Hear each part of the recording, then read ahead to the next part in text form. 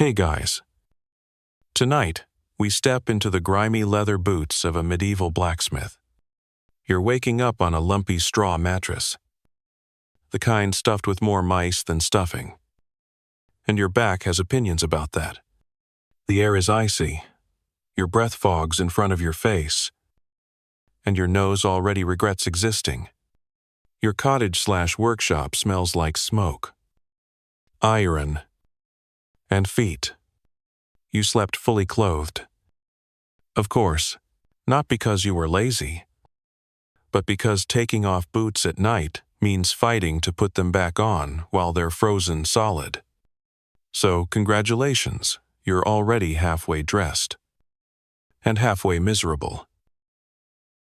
Your job? Forge metal in a dark stone room with minimal ventilation and no breaks. The average medieval blacksmith didn't just work hard, they worked hot, loud, and perpetually dirty. And while the idea of smithing might seem heroic and cinematic now, the reality was blistered fingers, chronic back pain, and iron dust clogging your lungs. You probably won't survive this century, let alone this week's workload. So, before you get comfortable, take a moment to like the video and subscribe, but only if you genuinely enjoy what I do here. And if you're still awake, post your location and local time below. I love seeing where everyone's listening from around the world. Now, dim the lights. Maybe turn on a fan for that soft background hum. And let's ease into tonight's journey together. The cock crows. You groan. It's not the soft, storybook kind of crow, either. It's a shrill screech from the angry demon bird that roosts outside your forge. Your hands grope for your apron, and your legs stumble stiffly toward the hearth. Already cold, despite the embers you tried to bank last night. You mutter something creative under your breath. Grab a few sticks and attempt to rekindle the forge. Everything is damp. Of course it is. It rained last night, which means your woodpile is now a sad stack of mushy regret. You crouch in front of the forge and try your usual fire-starting tricks. A twist of straw, a sparkstone and steel. Eventual after 5 tries. A burned knuckle. And at least one prayer in a language no church would approve of you, coax a sputtering flame into life. The forge glows weakly. You blow gently, shielding it from the draft. It catches. Slowly. Slowly. The breath of heat grows into something substantial. You sit back and rub your fingers. Already rough from work, cracked from the cold, and spotted with old calluses that never quite heal. This morning is quiet. No customers yet. No hammering. Just you and the fire. You enjoy it while you can. Because, in about 15 minutes, someone's going to come banging on the wooden door, asking where their horseshoe is, or whether you finished their custom hinge, or if you can fix a sword that their cousin tried to chop firewood with. Spoiler: you cannot fix stupid, but you can fix bent steel for a price, unless they're the baker's niece or the priest's nephew or, worse, the village reeve. Then you fix it for exposure, which, ironically, is what you're currently suffering from. You open the shutters, and the early dawn leaks in a bleak gray light. Not quite strong enough to reach the back of the shop. You grab your tools from the pegboard. Though board is generous. It's more like a crooked beam with rusty nails sticking out of it, barely keeping your hammers and tongs from crashing to the floor. Each one has a story. That one's been reshaped 4 times. That one belonged to your master. That one you made yourself. And it's slightly cursed. You don't know how. But every time you use it, someone outside sneezes. As the fire brightens, so does the air inside. It warms. And with it comes that smell-hot iron and soot and grease. It's not pleasant. But to you, it's oddly comforting. It's the smell of work, of usefulness, of the strange pride that comes from making things that other people need, even if they forget to pay for them half the time. You take your first real breath of the day, then start pumping the bellows. It's a beast of a thing, wood and leather, heavy and stiff in the cold. You press down with your foot, pull with your arms, and coax oxygen into the heart of the flame. The forge roars, a sound like breath being drawn into a dragon's chest. The light shifts from dull red to bright orange, the kind of color that tells you it's time to make something, or break something. You glance at your to-do list scrawled in charcoal on a scrap of parchment nailed to the wall. It includes fix gate latch again, sharpen plow, mend cauldron, start horseshoe set for traveling night, who has yet to pay a deposit, and mystery hook? You have no memory of that request. You suspect your apprentice wrote it as a joke.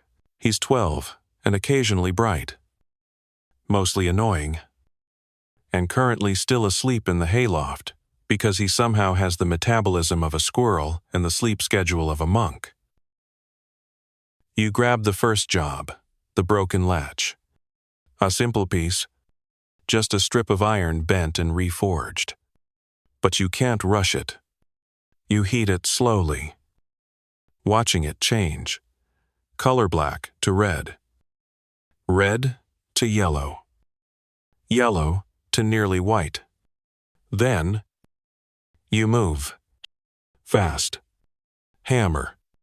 Turn. Hammer. Flip. Strike again. Sparks fly like angry fireflies. The ringing fills the shop. The anvil sings. Your arms ache. But your brain quiets. It's one of the few times in the day when things make sense. It's hot. It's loud. But it's honest. Historians still argue whether blacksmiths were considered artisans or mere laborers. But one thing's certain. Without you, the village would fall apart. Literally. Doors wouldn't latch. Horses wouldn't travel. Fields wouldn't be plowed. Even the church's great bell cast in faraway lands relies on your repairs when the clapper cracks or the bracket splits. You are, in your soot-streaked, underslept way, vital.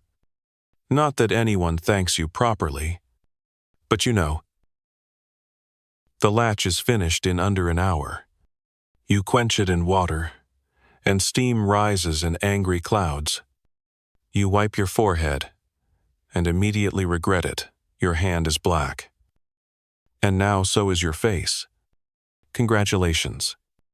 You look like a disgruntled chimney, just as you're about to grab a bite of something approximating breakfast. A crust of yesterday's bread and a hunk of cheesy knock echoes at the door. You already know who it is. It's the miller. It's always the miller. He's early. He's loud. And he's brought something broken that he swears wasn't his fault. You sigh. And so begins the rest of your long, smoky day. The miller barrels into your workshop like a man late to his own execution, dragging behind him what can only be described as a murder weapon disguised as farming equipment. It's a grain flail, or what's left of one. Its handle split like a dried sausage, and its iron tip twisted like it lost a bar fight with a windmill. He waves it around like it's your fault. It broke. You blink at him, Say nothing, and gesture wordlessly toward your workbench. He drops the flail with a thud loud enough to wake your apprentice. Probably. You hope it doesn't, while he launches into a monologue about how this flail was made by a cousin's cousin Smith in Norwich, and lasted 3 whole harvests. You examine the metal head. Cheap iron. Badly welded. You're almost insulted that it wasn't your work. Still, you nod, gravely. Mutter something about stress lines, and agree to fix it. For a fee. Of course. The miller winces and starts bartering like you're haggling over cabbage. Not labor. Eventually, he offers 2 wheels of barley bread and half a chicken. You sigh again. Fine. But only because you like the bread. And the chicken. Well, that's still negotiable, once he leaves loudly. And not before knocking over a stool. You settle into your day properly. The forge is breathing strong now, and the air is warm enough to strip off your outer tunic. Your shirt clings to you with sweat and soot. You don't mind. You haven't been properly clean in weeks. And it's too late to pretend you care. You grab the bellows again. Pump steadily.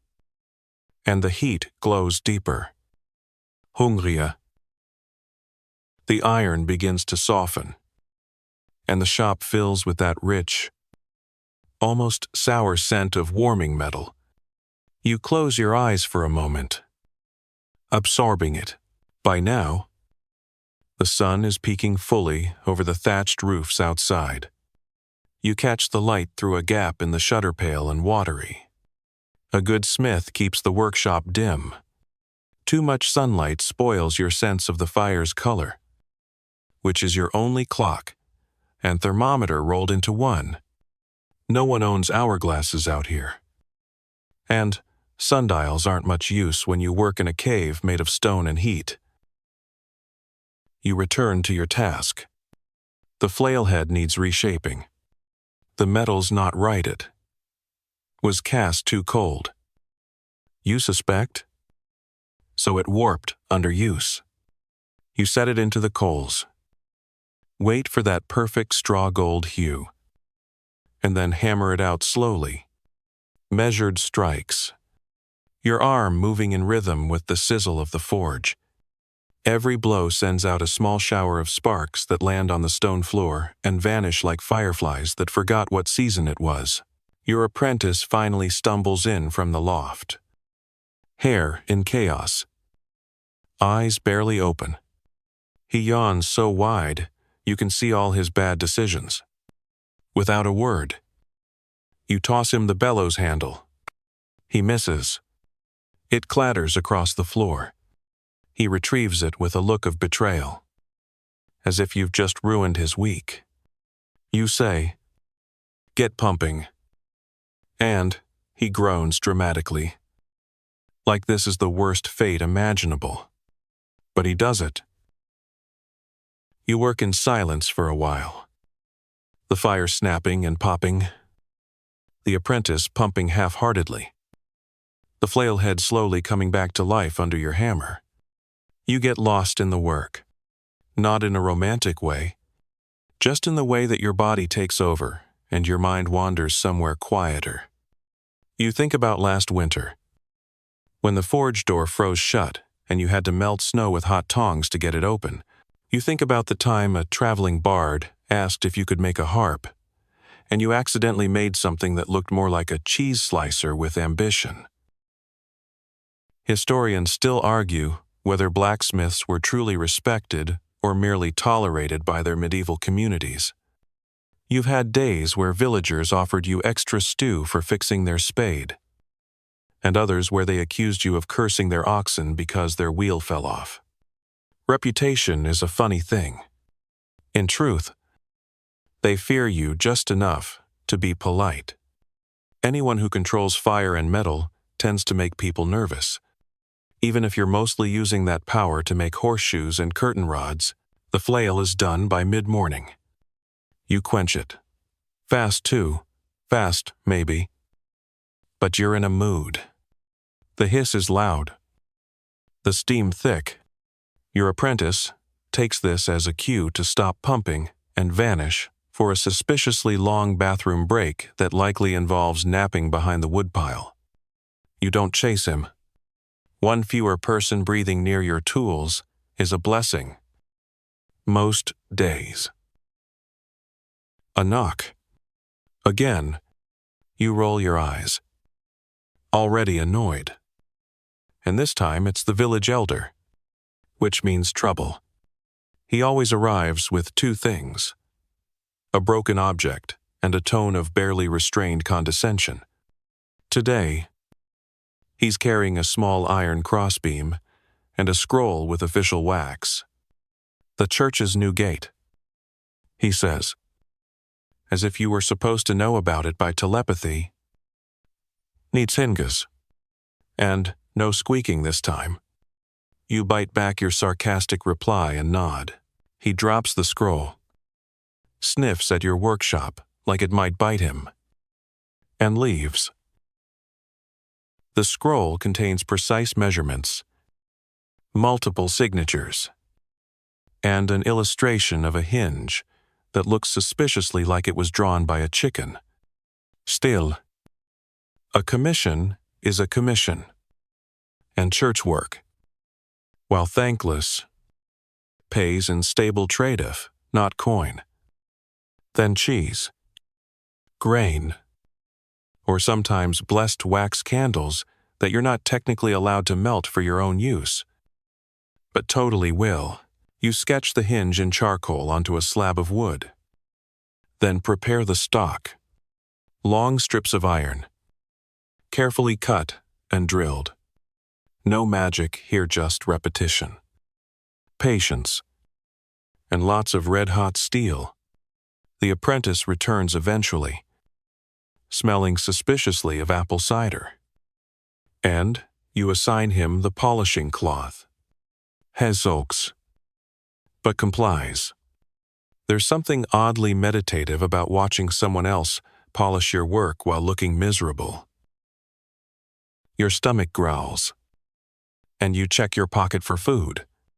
Half a barley cake, wrapped in cheesecloth. It's hard enough to qualify as a projectile weapon, but you gnaw on it anyway. The warm forge almost makes it tolerable. Almost. You sip water from a leather flask and stretch your back until it cracks like kindling. One more job done. Only 7 more today. And that's if no one else decides to dramatically kick in your door, demanding a ceremonial helm by sunset. The fire is your companion, your rival, your livelihood. You stoke it again. Because of course, it started to fade like every part of your day. It needs constant coaxing. You pump the bellows yourself this time. The apprentice is once again suspiciously missing. Smoke curls into your hair. Your skin is dry. Your nails black. And your shirt permanently fused to your shoulders with sweat and iron dust. But the hinge is taking shape. And your hammer hand feels steady. Like a musician. Halfway through a familiar tune, you don't stop. Not yet. There's work to do. There's always work to do. The hinge rests on the anvil now, cooling slowly in the morning air. And for a rare second, you allow yourself to admire it. It's not grand. Of course, just 2 folded arms of dark iron, joined in the center with a simple pin butt. It's smooth, balanced, and not squeaking. A miracle in itself. You lift it, turn it gently in your hands, and feel the weight of its usefulness. It doesn't need to be beautiful, but it is accidentally. You won't tell anyone that. Least of all the village elder. A noise outside draws your attention, hoofbeats. Light, but insistent. You step out into the brightening day. Squinting against the sharp edge of sun, now climbing above the rooftops. A rider approaches. Not armored. Not noble.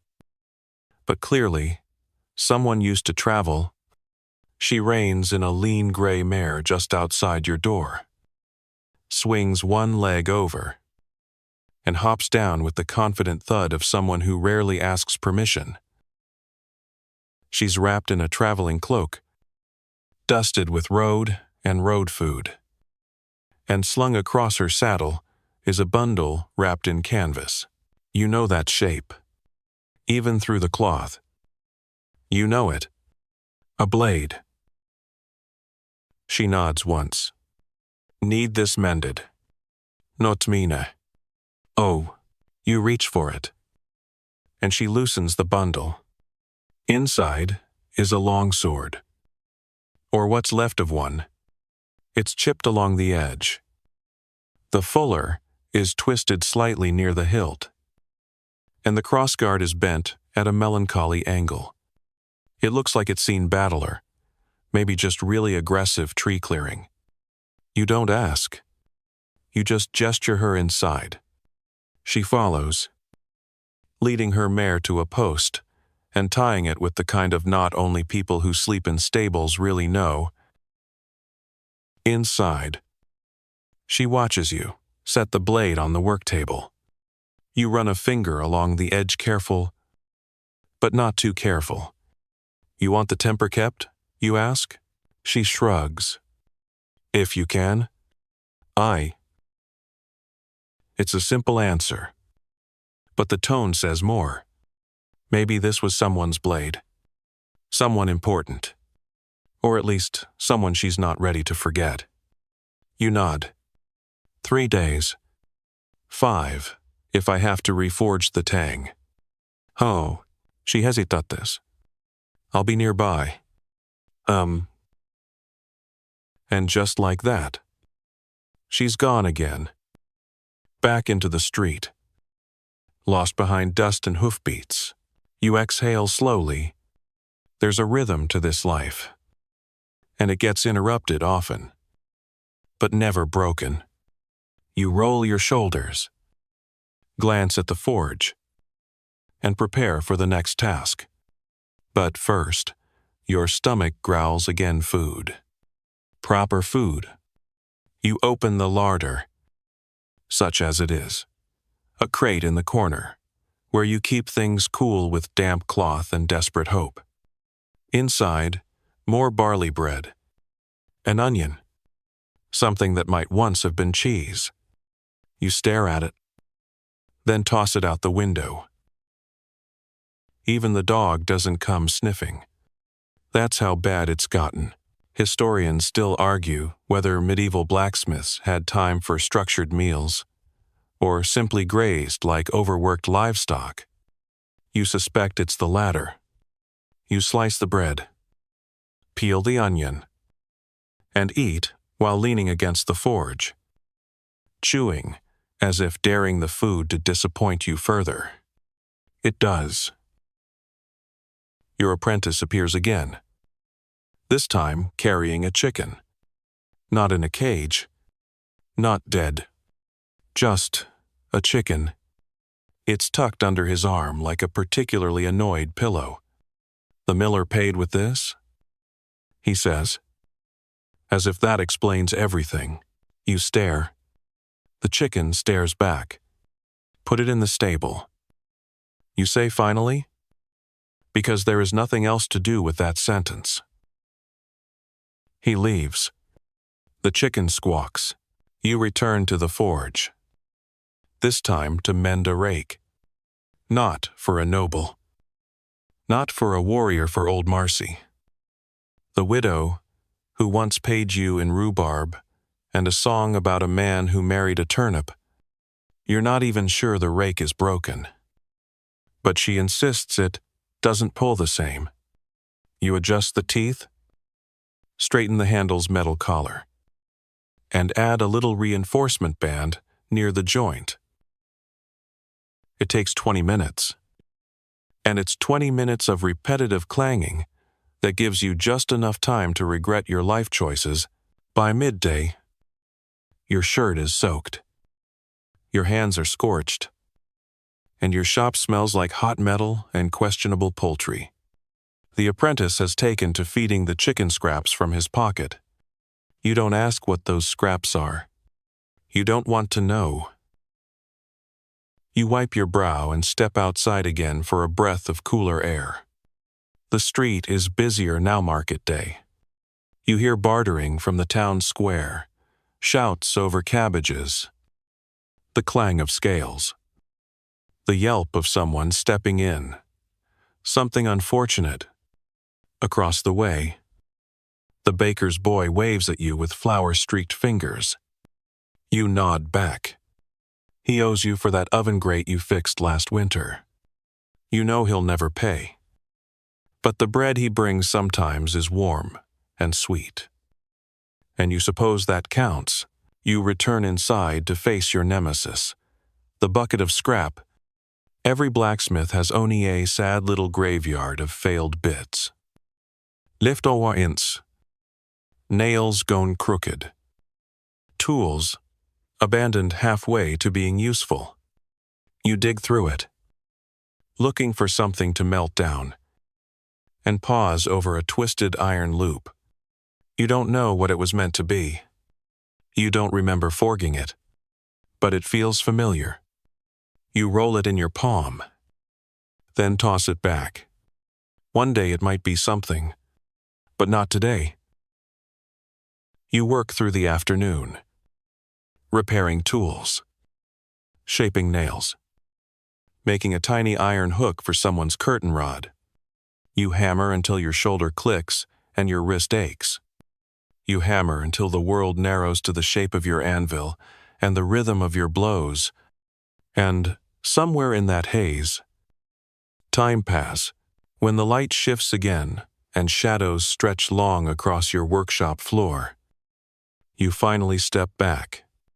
You're tired, but not defeated. You're filthy, but not unmade.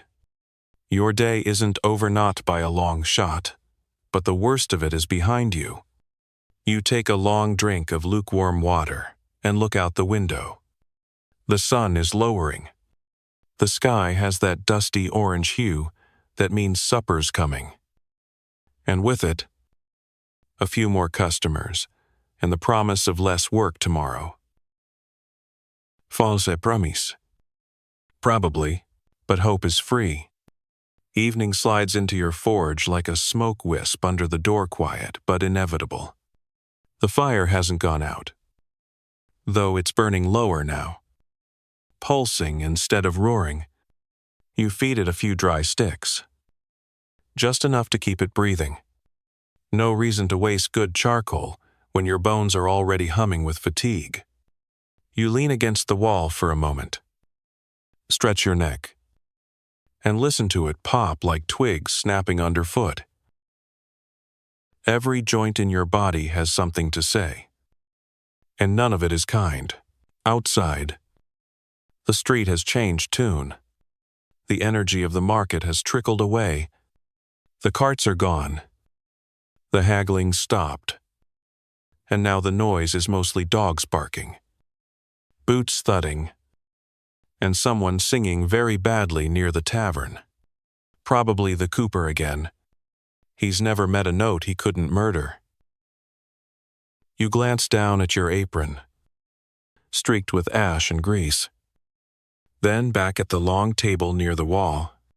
It's cluttered with half-finished projects, a cracked horseshoe you swore you'd fix yesterday, a pot hook with a too-tight curl, and a drawer handle for the priest's cabinet that you're tempted to make deliberately lopsided.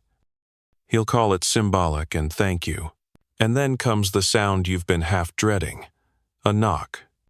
Not frantic, not rude, just persistent. You know this knock. It's the carpenter. You trudge to the door and pull it open. There he is, hands full of splintered metal joints, his beard stuck with sawdust, and a sheepish grin on his face. "Gate broke again," he mutters, as if you didn't warn him about those shoddy nails last time. You don't speak. You just hold out your hand. He places the pieces into your palm, like a child offering up broken toys. You nod once. Motion him inside. And add the junk to your urgent again pile. You light a lantern as the sun continues its descent, filling the forge with golden, flickering light. It dances on your tools, makes your hammers look heroic, your tongs like ancient artifacts. But you know better. They're just battered survivors of daily abuse. You grab a file and start grinding the bent joint. Sparks, hopping toward the chicken, now dozing by the corner. She doesn't even flinch. You're starting to like her. She's quieter than the apprentice, and considerably less accident-prone. The carpenter sits on a stool and watches you work. He doesn't talk much, which is rare and appreciated. Most people feel the need to narrate their own problems while you fix them, as if you're part therapist, part magician. But he just waits, fidgeting with a sliver of wood, content to listen to metal sing under your file. You get the piece reshaped, slide it against its counterpart, and hammer the joint back into alignment. He gives a low whistle, not quite impressed. More like, grateful. You're too good at this, he says. You grunt. You're too tired to be falsely modest. He hands you a cloth-wrapped parcel before he leaves. Payment, he offers. Inside, 3 smoked fish and a small bottle of something amber and dangerous. You raise your eyebrows. The wife's idea, he adds. She says you looked pale last time. And you mutter thanks. It's actually one of the best trades you've made all week. By now, the sky outside is lavender fading to indigo. You know what that means. The bell from the chapel tower echoes faintly down the hill calling the village to prayers or supper. Or maybe, just reminding everyone they're still alive. You lean out the door and take a breath. The scent of roasting something good wafts from the baker's chimney. You close your eyes for a moment and pretend it's your supper. But no. Your supper is still that barley bread, now stale enough to double as roofing tile. Historians still argue whether blacksmiths were fed better than average peasants due to their importance. The truth? It depended entirely on who owed you and whether their conscience was stronger than their greed. You once got a whole roast duck from a nobleman's steward for fixing a decorative gate latch. The next week, you got moldy leeks for repairing an actual sword. Life is unpredictable, mostly disappointing. Your apprentice reemerges, now trying to act helpful again. He starts sweeping, slowly, one-handed, while eating an apple. You eye him. He grins. You shake your head. He's not the worst apprentice you've had. Not yet. But he's trying. You sit on the bench near the back wall and unwrap one of the smoked fish. It's salty and dry, but not bad. The bottle from the carpenter's wife has a sweet, burnsome kind of spiced liquor. Maybe mead laced with whatever's blooming this season. It settles in your chest like firelight. Soft and warm. You sip slowly, stretching the feeling. Your hands still throb, but less urgently now. Your mind drifts as you chew.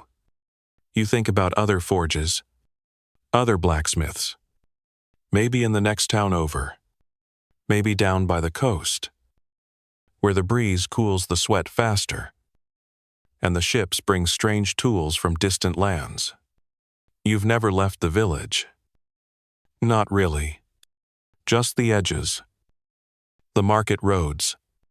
But sometimes you wonder what it would be like to work on anchors instead of axes, chains instead of candlesticks, the sea instead of soot. You shake the thought off. Dreams like that don't belong to people like you. Not here. Not now. A clang behind you pulls you back. The apprentice has knocked over the broom. Again. The chicken squawks. You sigh. Go clean the quench barrel. You say. He groans, but obeys, sloshing water everywhere as he drags the heavy pail outside. You hear him mutter something about wishing he were a monk. You almost laugh. Almost. You clean your tools slowly, lovingly, like tucking in old friends. Hammers on hooks, files in poosh, tongs back by the hearth. The forge is finally cooling, its orange heart dimming to red, then fading to black as ash settles over it like a thin blanket. You don't bother covering it yet. It'll need restarting at dawn, and you're too tired to pretend you'll have the energy for fancy preparations. You glance once more at the sword left by the traveler, still resting on the bench, still waiting. Tomorrow's work, tonight's worry.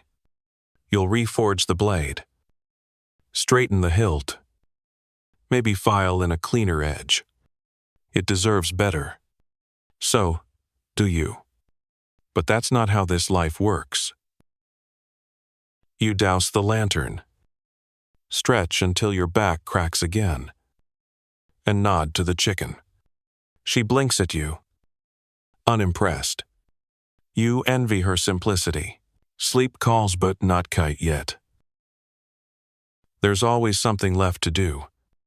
You're up again before the sky can decide what color it wants to be. The air feels heavier today, as if the clouds are thinking about rain, but haven't committed. Your joints know before you doots, the kind of day where every step crunches like walking on gravel, and your knees threaten open rebellion if asked to squat more than once. Still, you drag yourself to the forge, same as always. Because if you don't, someone will show up yelling about their broken lock or their creaky wagon wheel, and you'd rather beat metal than argue before breakfast. Today starts with nails. Not heroic. Sword sharpening. Armor smithing nails just. Dozens and dozens of the tiny bent devils needed to keep the town's carts and shutters and floorboards held together. No one ever thanks you for nails. They just assume they happen.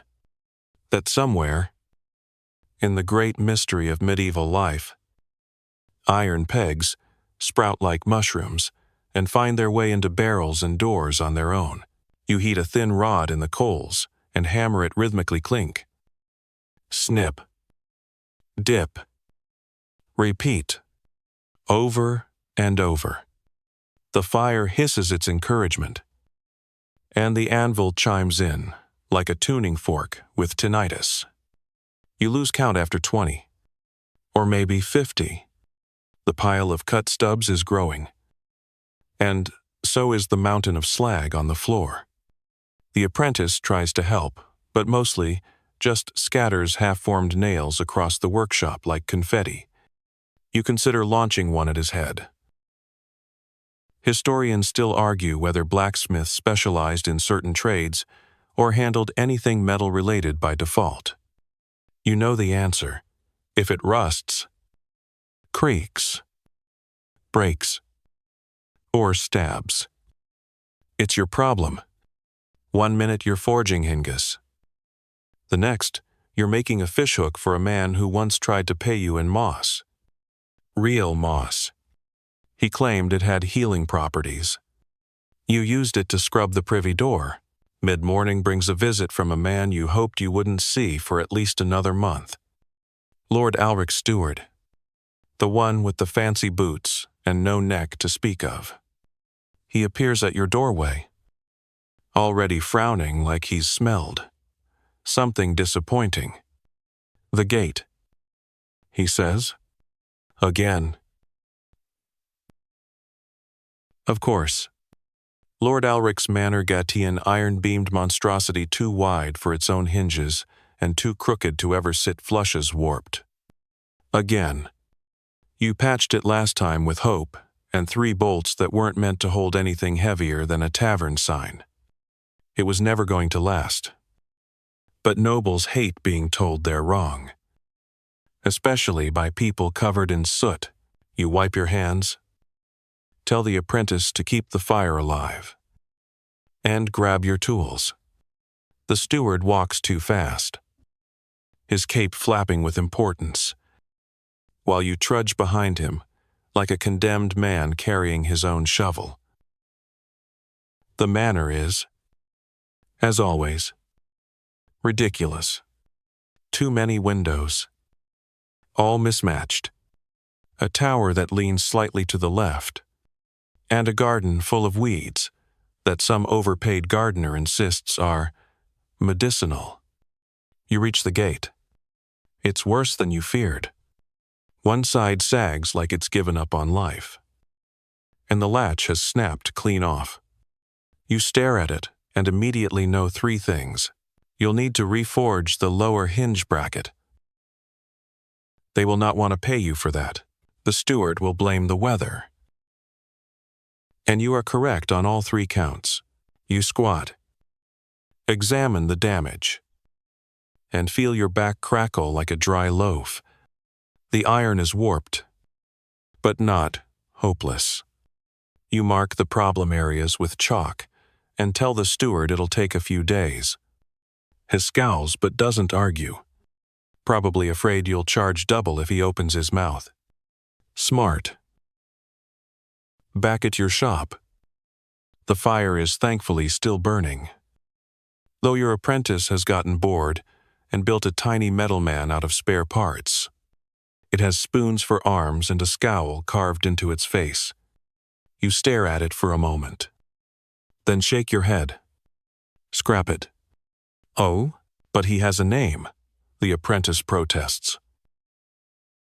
So did the gate hinge I'm fixing. Guess who wins? You begin work on the manor bracket. It's thick iron, the kind that needs serious heat and heavier hammering than usual. Your arms protest with every strike. You sweat through your shirt in minutes. The shop smells like steam and old socks. The apprentice sulks in the corner, hugging his spoon man. After an hour of relentless forging, the bracket is starting to take shape.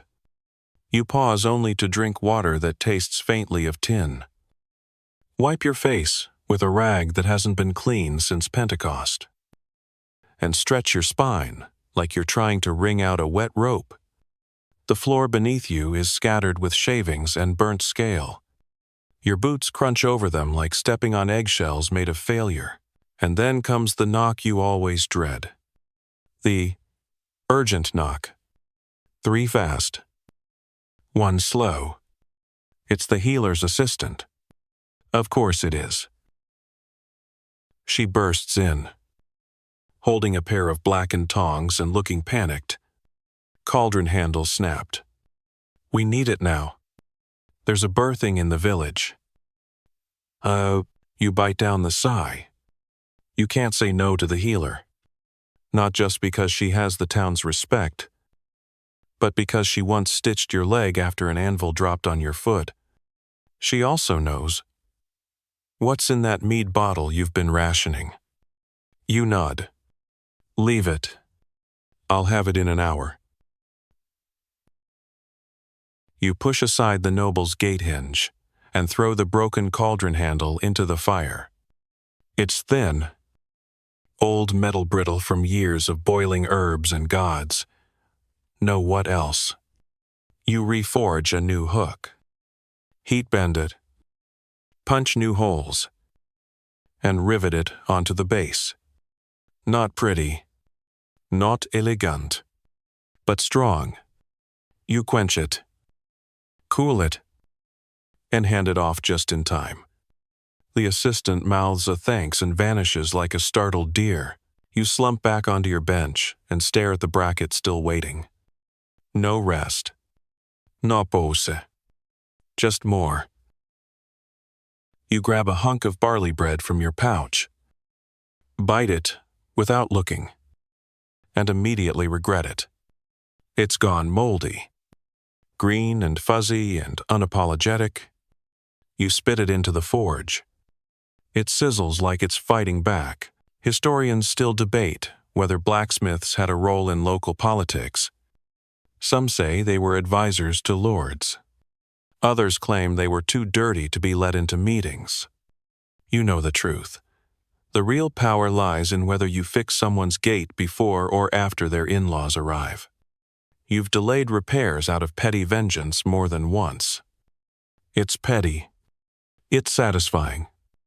It's the only power you've got. The bracket is finished by sundown. You stack it on the work table with the other things that will need to be carried uphill pile. You stretch again. Your shirt is soaked through. Your hands look like they've been through a plague. You're hungry and tired, and there's still soot in your ears.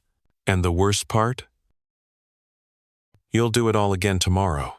You wake up with a back like splintered wood, and the bitter taste of yesterday's forge still coating your tongue. The fire didn't survive the night-off course. It didn't. You'd banked it carefully. Layered ash on glowing coals. Even muttered a few desperate blessings under your breath. But no amount of superstition holds up against damp weather and the cruel indifference of physics. So now you kneel on the cold stones, relighting the hearth with stiff fingers and half hope. It takes longer than it should. And you burn your thumb. Again. The air is heavy with last night's ash. And everything smells faintly of scorched bread and sweat your sweat. Layered across the years like the sediment in a well-dug trench. You're already sore and not even a single hammer has swung yet. As the first light trickles through the wooden slats above the door, you pull on your apron and brace yourself for the day's parade of villagers with broken tools and impossible demands. First through the door is Joffrey, the thatcher, clutching a bundle of nails, so bent they resemble a pile of ironworms. He offers no greeting, just a grunt, and the usual muttered complaint about how his roof can't hold anything you make. You examine one nail. Note that it's been hammered sideways into something clearly not wood, and resist the urge to ask whether he's been trying to shingle a rock. You give him 10 replacements, freshly forged yesterday, and he drops 3 turnips on your bench in exchange. They're misshapen, slightly bruised, and one has what looks like a bite taken out of it. Payment accepted. Next comes the shepherd, holding a mangled sheep bell and mumbling about phantom jingling that keeps him awake. You examine the clapper, which is rusted in place, and chip away at the iron crust until it swings again. It's not fancy work, but it brings a kind of quiet satisfaction restoring sound to something meant to speak. He leaves behind a woolen cap as thanks. You pretend not to notice it's full of burrs and smells vaguely of wet hillside. Mid-morning finds you wrestling a stubborn bar of pig iron into something that might, eventually, resemble a gate hinge.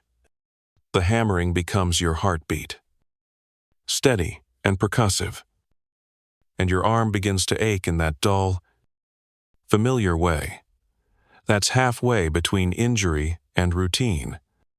Your apprentice shows up halfway through, trailing straw and muttering about how the chicken tried to roost in his blanket again. You tell him he's lucky it could have been the goat. He doesn't laugh. But you do. A little. The forge is hot enough now that the smoke rises straight up through the flue instead of curling into your face. You take that as a small victory. The apprentice works the bellows while you shape the hinge. The two of you locked in a rhythm older than language. One pulls air. The other bends fire. You pause only once to drink from your water flask. Then return to the hiss and clatter, like nothing happened. Around noon, your neighbor Ulrich appears, face red with embarrassment, and holding what he sheepishly refers to as a personal item. You take the twisted hunk of metal, recognize it as the handle from his chamber pot, and agree, silently, never to speak of it again. He trades you a wedge of cheese so old it has started a philosophical movement. You thank him anyway. By the afternoon, the forge smells like smoke, sweat, metal, and faint despair. You work on a pair of scythe blades, slowly drawing them into curves sharp enough to whisper through barley stalks. It's slow work, the kind that demands attention and punishes distraction. You lose yourself in it for a while, letting the iron guide your hammer, watching for that perfect moment between too soft and too brittle. The fire breathes in, tandem with your own chest, a shared pulse between man and element, and in that rare, fleeting moment, you feel almost content. But then, of course, someone shouts your name from outside. It's the Reeves boy, red-faced and panting, with orders to repair a wheel rim before sunset. He's already dragging the broken cart part into your doorway before you can protest. The rim is cracked straight through and splintered at the edge. You ask how it happened, and he shrugs. Pig sat on it. He offers, as if that's an explanation. You tell him it'll be done before the stars come out. And he bolts off, probably to climb something he shouldn't. You eat a handful of dried peas from your pouch while heating the rim bracket, barely noticing the crunch between your teeth. Your mind is elsewhere on the sword still resting on the workbench in the corner, the one the traveler left. You haven't touched it since you unwrapped it. Not yet. There's something about it that doesn't quite sit right with you. The steel is finer than anything usually seen in this backwater village. The balance is off, as if it was forged by someone in a hurry, or someone working under pressure.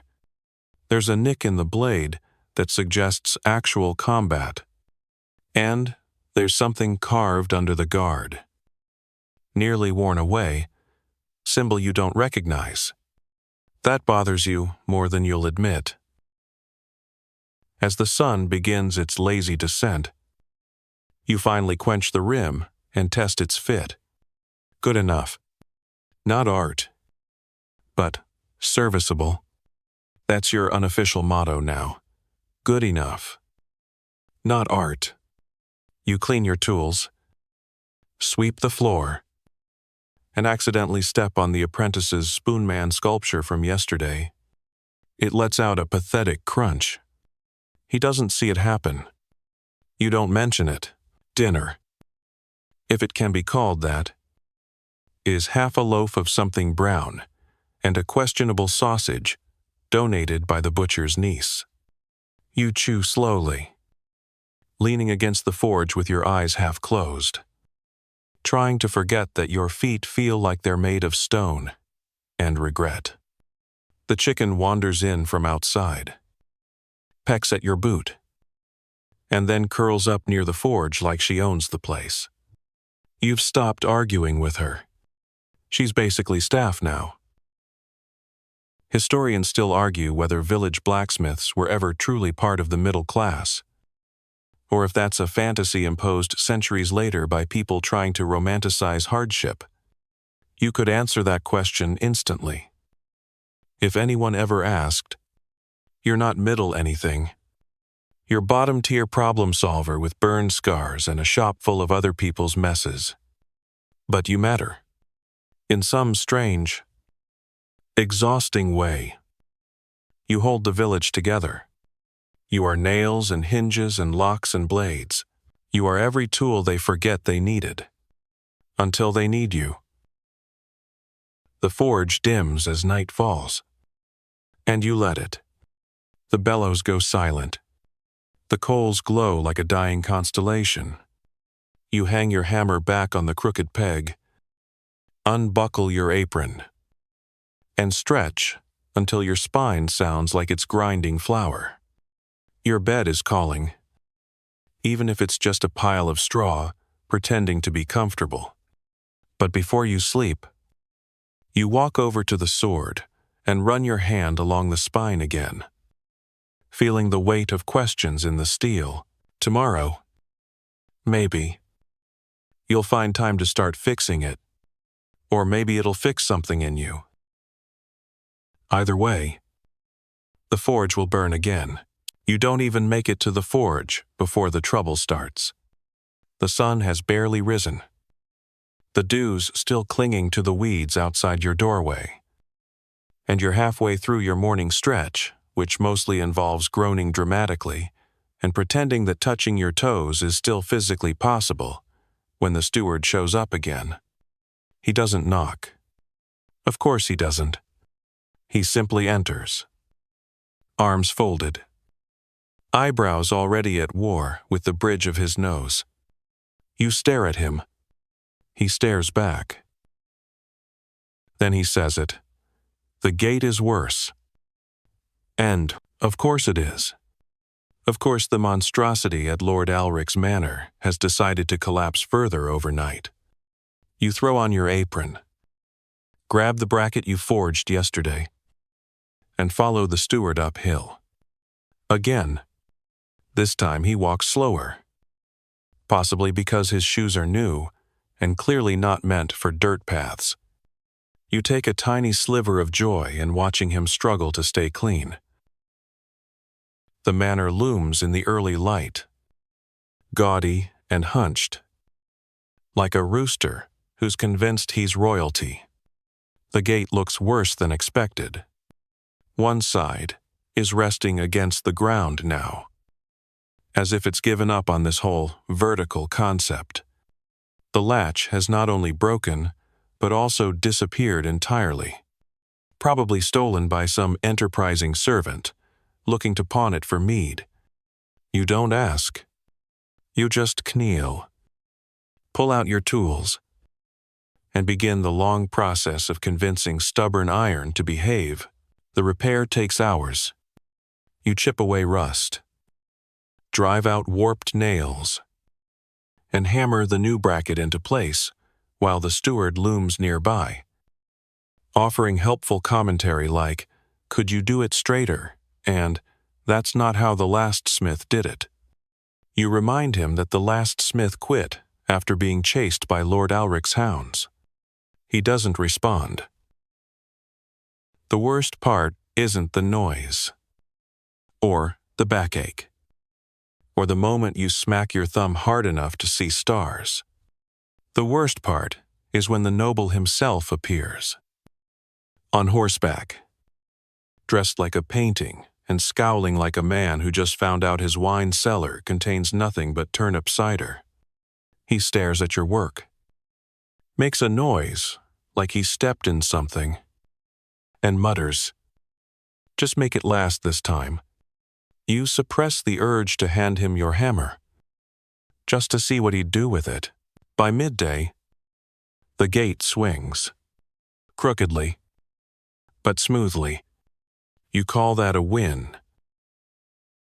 Back at the forge, you arrive just in time to stop your apprentice from using your best tongs as a poker for his experimental fire pit.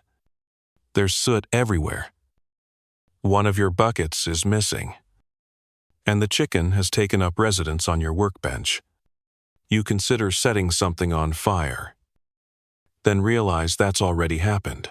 Lunch is a few strips of dried pork and a chunk of bread that's hard enough to injure someone. You eat standing up, chewing slowly, watching the fire recover from your absence. It purrs back to life under your coaxing. And soon, you're shaping a set of decorative hooks for the baker's new oven.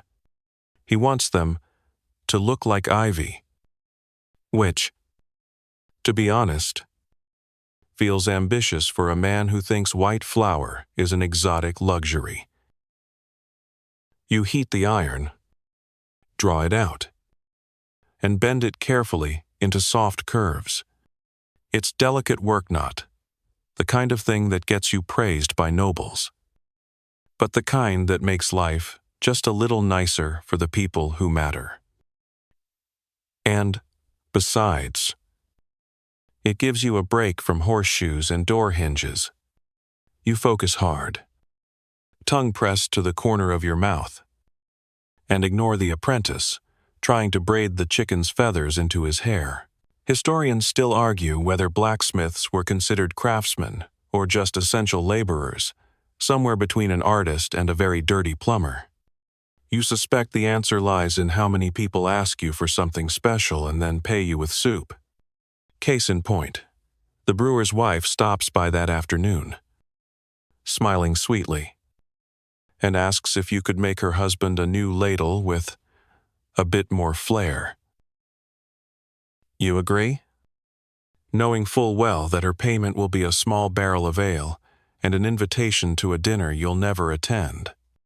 You're not much for crowds, or stew made with questionable meat. You work into the late afternoon, shaping the ladle with a bit more flourish than necessary. A curled handle, a twisted neck, a bowl polished until it almost gleams. You know it won't last, the polish will fade. The iron will darken, and someone will probably use it to chase a thief eventually, but it matters now. And that's enough. The apprentice, to your surprise, starts cleaning without being asked. You reward him with a nod and half a boiled egg. He seems confused, but grateful. Small victories. Evening brings one last visitor, your least favorite kind. The man with no clear job, too much time, and an obsession with custom commissions. He wants a cage, a small one, for a ferret, he says, though the dimensions he describes sound more like something meant to hold a demon squirrel. You nod, make a few notes, and politely forget the order the moment he leaves. You don't need that kind of chaos in your life. You clean up slowly, wiping soot from your tools, brushing ashes from the hearth. The chicken hops down from the workbench and fluffs her feathers. Satisfied, the apprentice yawns, then catches himself and tries to look busy. You hand him the spoon sculpture you accidentally stepped on. He gasps, heartbroken. You offer him a bent nail to repair it. He takes it like a precious gem. The fire dies down with a soft sigh, embers glowing in the fading light. You sit by it, nursing the last of your water, and glance once more at the sword, waiting on the bench. Tomorrow. Maybe. Tomorrow you'll heat it. Test its spine. See what secrets it holds. Not tonight. Tonight, your body needs rest more than your mind needs curiosity. You lay back on your pile of straw and wool, arms crossed behind your head, listening to the gentle creak of your forge settling into silence. Outside, a doe barks. An owl answers, and someone drops something ceramic with a very loud crash. You smile. Probably the cooper again, and still, despite the blisters, the burns, the never-ending repairs, You find something close to peace. You made things today. That's enough.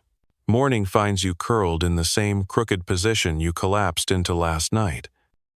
One leg half off the straw mattress. One hand still gripping a rag, as if you might have intended to clean something in your sleep. You didn't. But the rag is comforting rough. Scorched. Familiar.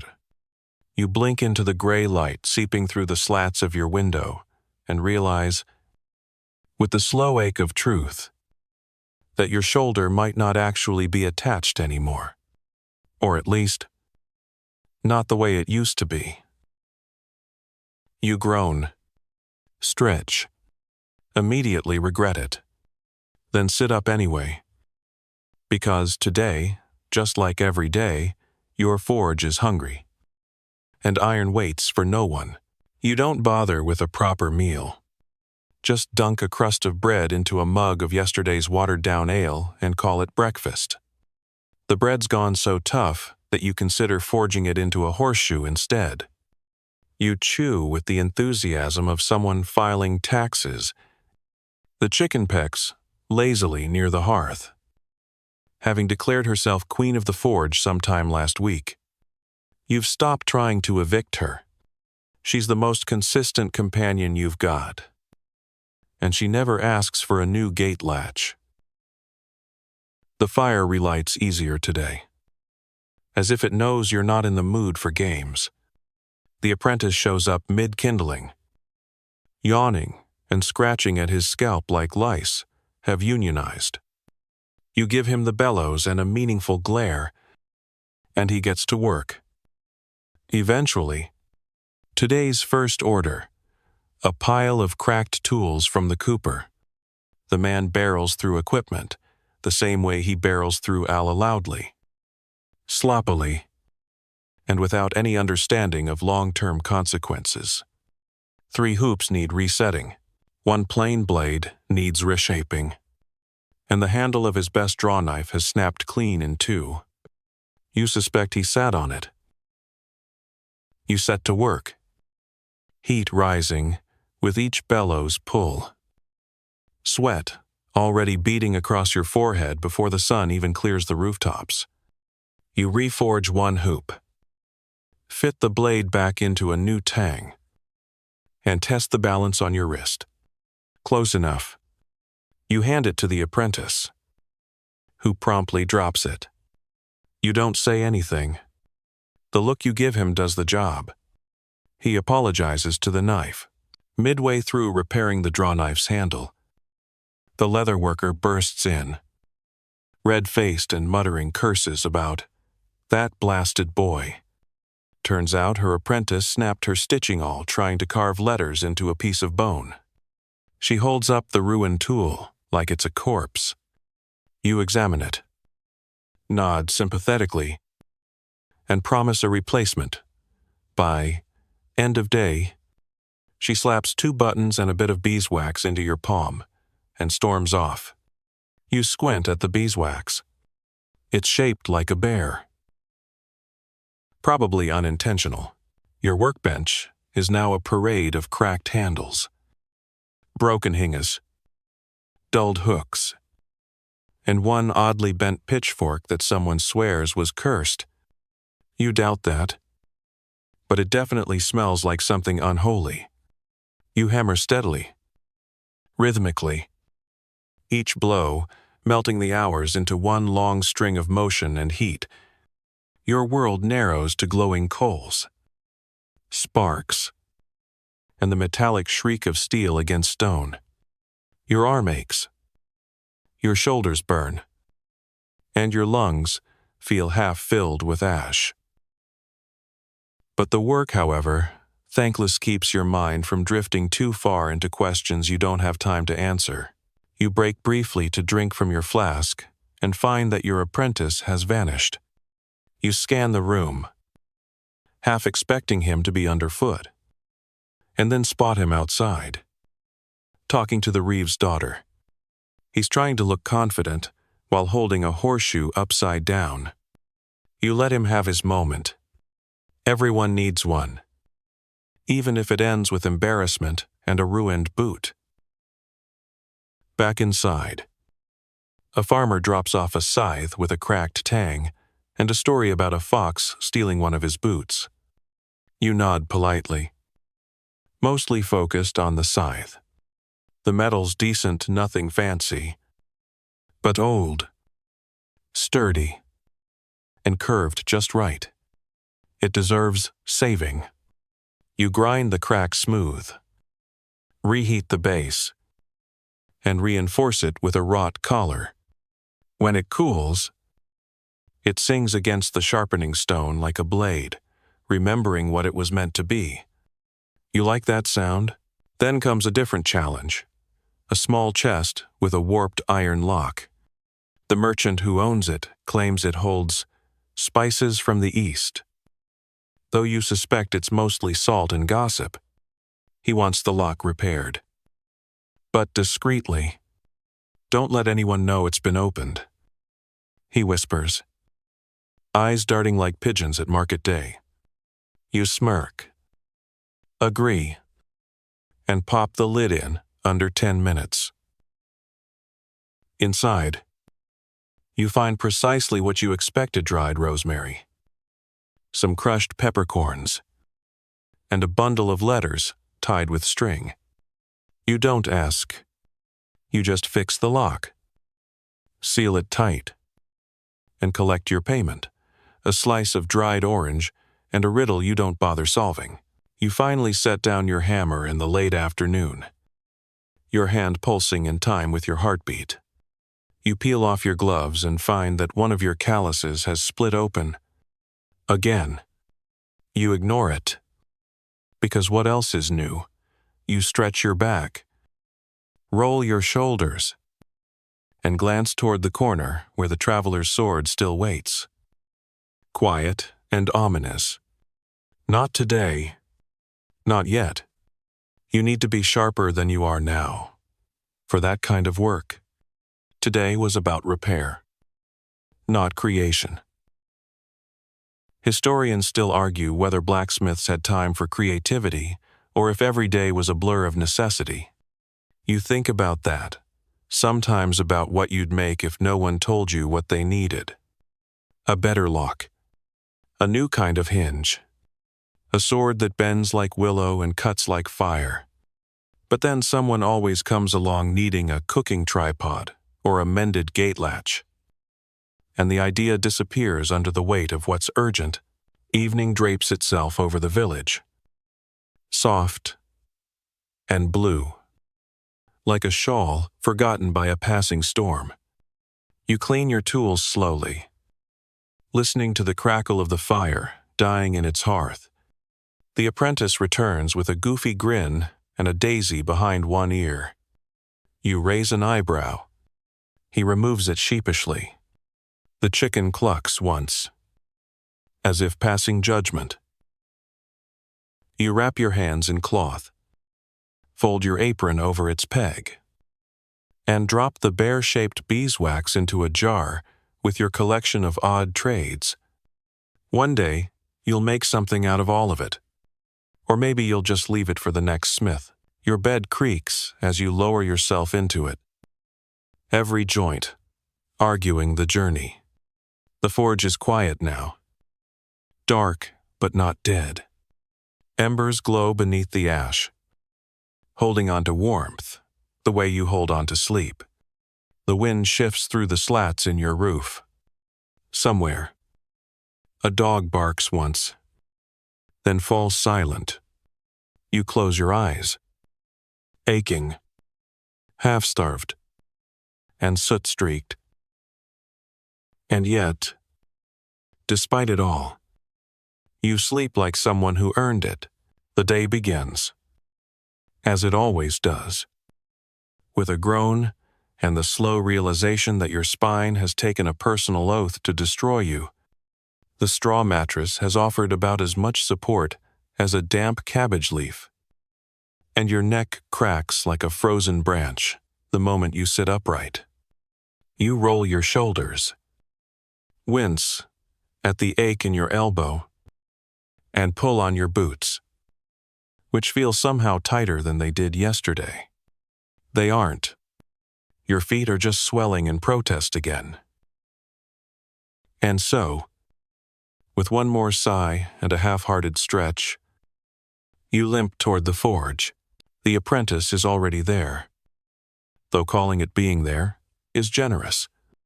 He's outside, trying to balance a hammer on his chin. You don't say a word. You just walk past, push open the forge door, and glance toward the fire. Still out. Of course, he swore he'd keep it banked last night. And you swore you'd start trusting him. That makes both of you liars. You get the coals glowing again, with a bundle of dry twigs, some muttered curses, and a few puffs of breath that feel like they might carry your soul out with them. The apprentice wanders in eventually, looking sheepish, and starts pumping the bellows in apology. You say nothing at first, but then point toward the water bucket he left near the hearth again. You want to take another bath with your boots on? You ask. Voice flat. He jumps, grabs the bucket, and mumbles an excuse about keeping it handy. You roll your eyes. Handy is not the same as dangerously misplaced. The first job of the morning is a set of hinges for the town's meeting hall.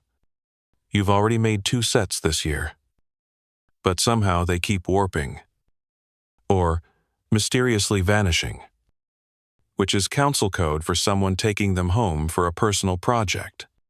You cut new strips, heat them, to bend the ends into neat scrolls that look fancier than necessary, partly to keep the mayor happy, partly because it's the only artistic expression you're allowed these days. As you hammer out the scrolls, the sound echoes down the lane like a dinner bell, which, unfortunately, draws your next problem. It arrives in the form of Bertram, the wheelwright's youngest son, dragging a pair of mangled tongs and a sheepish grin. "I tried to help," he says. The fire was going out. You stare at the tongs. One leg is bent completely backward. The grip is fused with something that smells like burnt onions.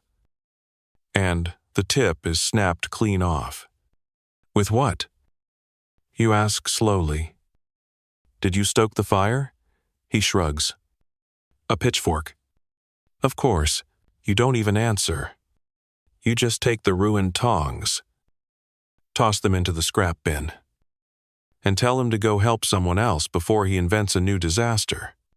He leaves without protest, kicking stones in a path of shame.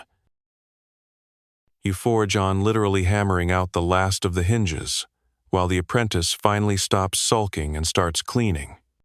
He sweeps carefully around the edges of the forge, where most of the soot lives, and even manages to stack the spare nails without spilling them this time. You nod in his direction, the closest thing to praise he's likely to receive before lunch. Then, just as things start to settle, disaster waddles back into your life. And by disaster, you mean that same apprentice who, for some reason, decided yesterday would be the perfect day to try alchemy. You'd forbidden it. Of course. You remember the lecture clearly. If you so much as touch sulfur again, I'll nail your shoes to the roof. And yet, here he is, holding a clay pot with a crooked smile and eyes full of unearned pride. I mixed it again, he says, like he's presenting a fine wine. This time with less goat dung. You take the pot carefully, sniff it once, then march outside and bury it 3 feet under the turnip patch. He sighs. Historians still argue whether medieval apprentices were educated in chemistry or simply prone to accidents with exciting consequences. You suspect the answer is yes. Both. Simultaneously, you've heard stories of smiths who accidentally made rudimentary explosives while trying to invent better polish. You also know of one who once caused a minor earthquake, or at least that's how the story goes. You're just trying to keep your walls standing. Lunch is a welcome break. Even if it's only cold stew and a hunk of dry cheese. You sit in the shade behind the forge, watching the breeze sway the long grass near the well. And for a moment, the world almost feels peaceful.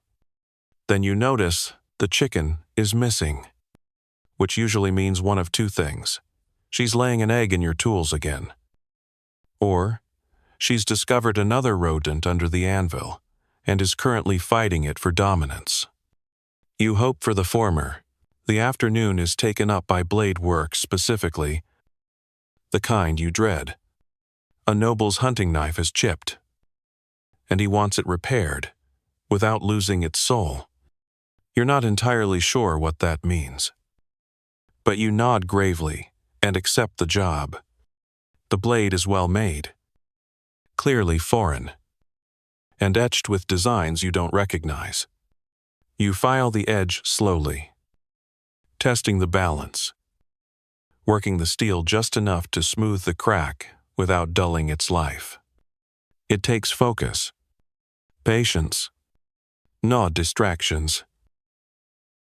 So, of course, that's when the apprentice drops an entire bucket of slag. The noise makes you twitch, and the file skips, taking a sliver of metal off center. You grit your teeth, have freezes. I'll get the chicken, he offers, and flees before you can respond. By the time you finish, the sun is low again, and your legs feel like they've fused with the floor. You sheath the repaired knife in a scrap of cloth and place it carefully on the shelf beside the traveler's sword. The two blades sit side by side, silent, waiting. You wonder briefly what it would feel like to wield either of them, not as tools of work, but of purpose. Then, you remember your elbow, and your knees, and the twinge in your neck, and you decide you're more hammer than blade. You finish the day cleaning your tools, scrubbing grime from the bellows handles, and inspecting the chimney flue for signs of soot buildup. The apprentice, to his credit, actually oils the hinges on the shop door without being asked. You reward him with a nod and let him keep the spoon man he thought you destroyed. He hugs it. You don't watch. As twilight settles over the village, the forge goes quiet, its last embers fading like stars swallowed by dawn in reverse. You hang your apron, stretch once, and step outside to watch the lanterns flicker on, one by one across the street. The smell of baking bread drifts toward you from the baker's hut. Your stomach growls, but your body says no. You're too tired to chew, too sore to sit up properly, and too soot-streaked to be welcome anywhere that uses the word clean. You return inside, nudge the chicken off your straw pile, and lie back. Your hands are swollen, your nails chipped, and your chest rises with the slow rhythm of someone who worked hard and didn't die.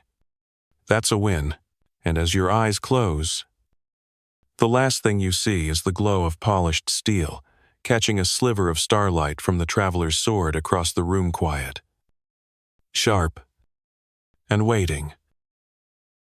The rooster forgets his manners and starts crowing before dawn. The sound, stabbing through your sleep like an ill-tempered herald. You groan, roll over, and then remember why that's a bad idea. Your shoulder pops like firewood, and your hip reminds you that you fell asleep half on your belt. The chicken is already up and strutting across your forge as if she owns the lease. She probably does. No one's bothered to check the paperwork. You rise slowly, stretch even slower, and consider pretending to be sick. Then you remember you're a blacksmith. If you don't show up, no one does. The work won't pause just because you're feeling delicate. Today's task list is scrawled on the back of an old market bill pinned to the forge wall. You scan it with sleepy eyes. Nails, always. 2 cauldron hooks. A fireplace spit. Something listed only as weird hinge.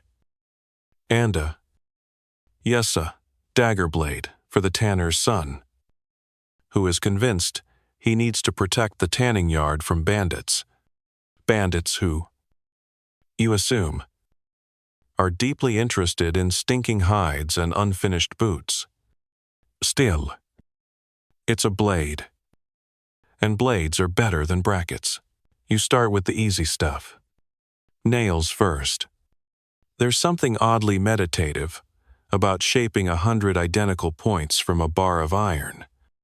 You heat, strike, cut, cool over and over, until your mind slides into a rhythm that's closer to prayer than labor. The forge breathes around you, the bellows creaking like an old ship, and the anvil ringing with each tap of your hammer. The apprentice is already at work.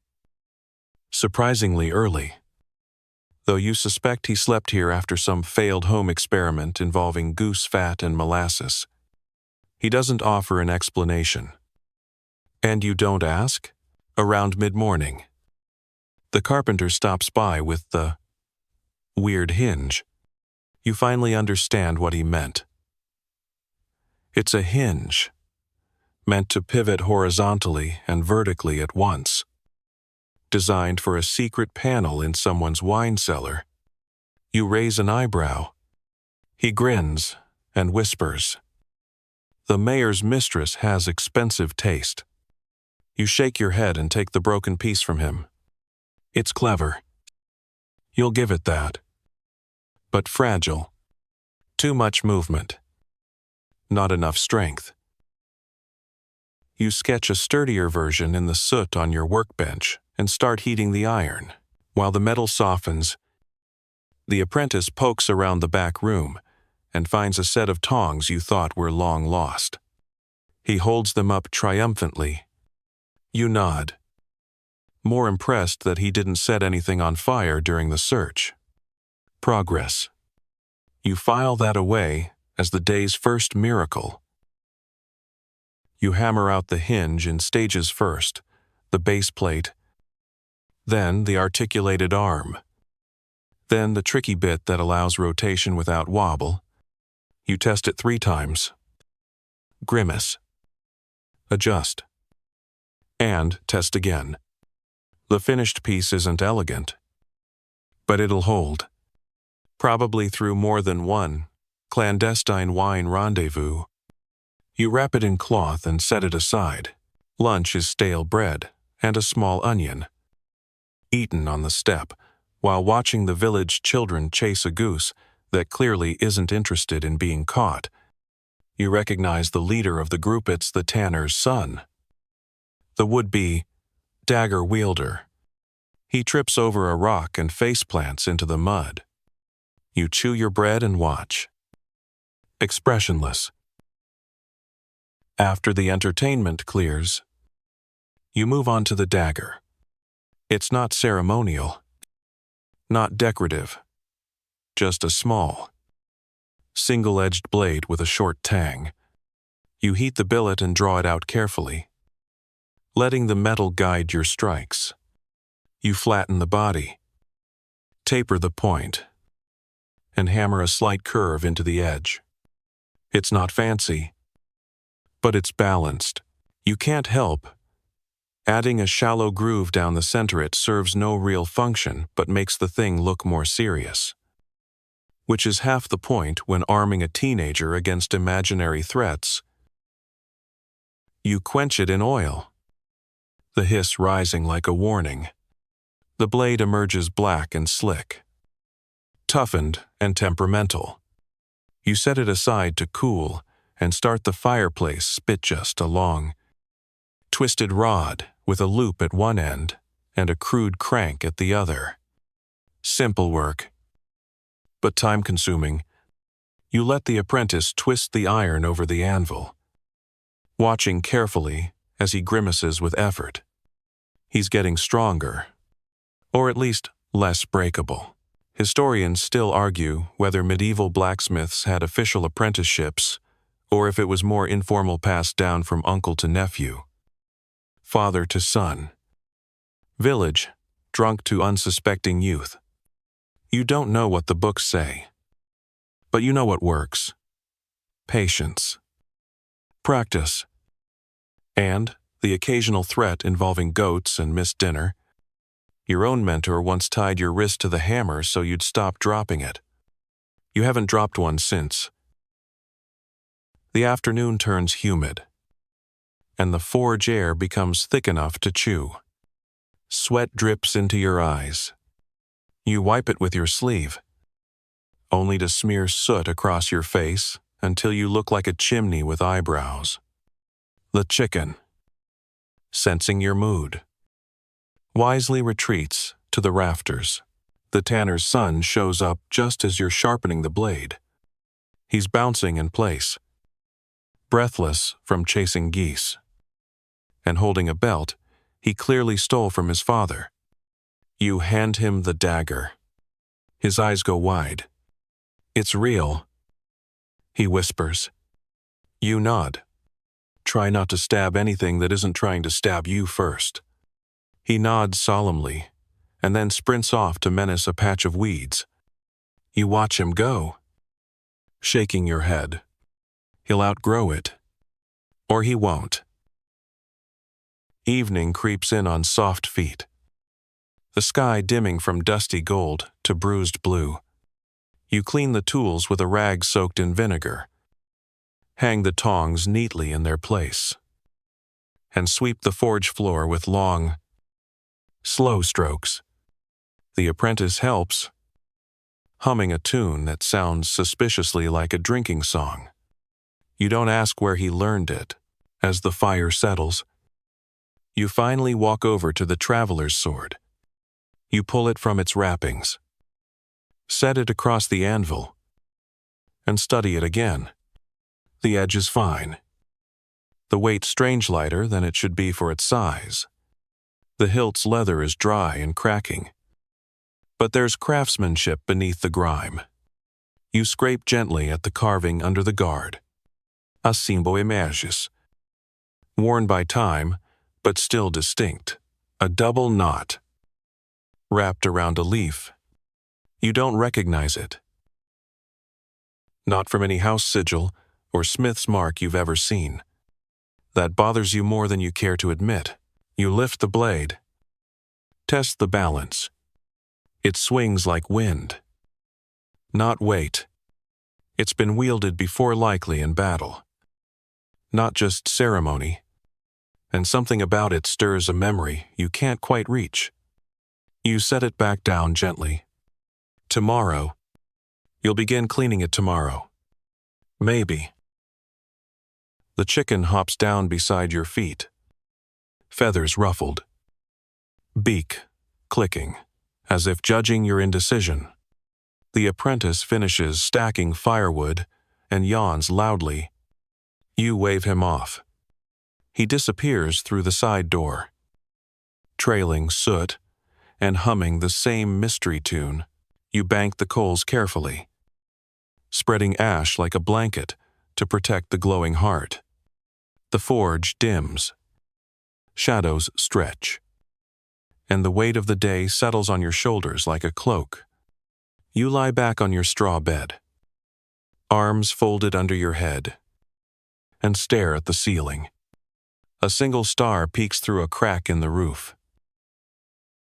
You wonder, just briefly, where that sword came from, who it belonged to, and whether it was ever held by hands like your scaloosed, tired, and covered in soot. Then sleep takes you. Soft and sudden. The storm rolls in just after midnight. And by the time you stir from your patchy sleep, it's already knocking on your shutters with impatient fingers. Rain pelts the roof like thrown pebbles. And somewhere out in the dark, thunder grumbles like a drunk knight, threatening to joust a tree. You lie there for a while, listening, debating whether getting up is worth it. Eventually, the choice is made for you when a cold drop of water splashes onto your cheek through a new hole in the thatch. Wonderful. Another leak to patch. You throw off your threadbare blanket, wipe your face, and stagger to your feet with all the grace of a one-legged ox. The forge is dark, and the fire has died completely this time. The coals are damp, the hearth cold, and your mood matches the weather. The apprentice isn't here yet, probably still curled up somewhere warm and dry, dreaming of a world where iron heats itself and anvils move on command. You light a stub of a candle, crouch by the hearth, and start coaxing the fire back to life. As sparks sputter, smoke curls, your fingers go numb. Eventually, the flames flicker awake, grumpy and reluctant. But alive, you sit back, sighing, like you've just run a marathon while being chased by wolves. The storm keeps hammering, and you consider closing the forge for the day. But then you remember the requests. The cooper's wife wants new barrel hoops. The baker needs a fire poker to replace the one he accidentally bent trying to move a stuck cart. And the reeve has asked for a branding iron, though he won't say for what. Probably something symbolic and unnecessarily ominous. You stretch your arms, crack your knuckles, and get to work. No rest for the burned.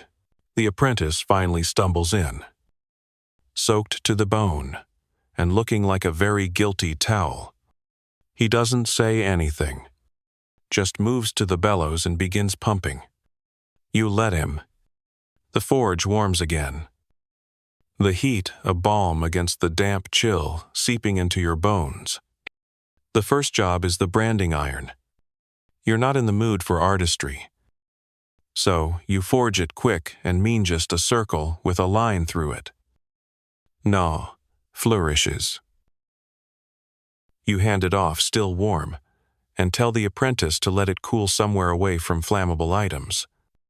He nods, disappears, and 5 minutes later you hear a soft thunk, followed by an oops.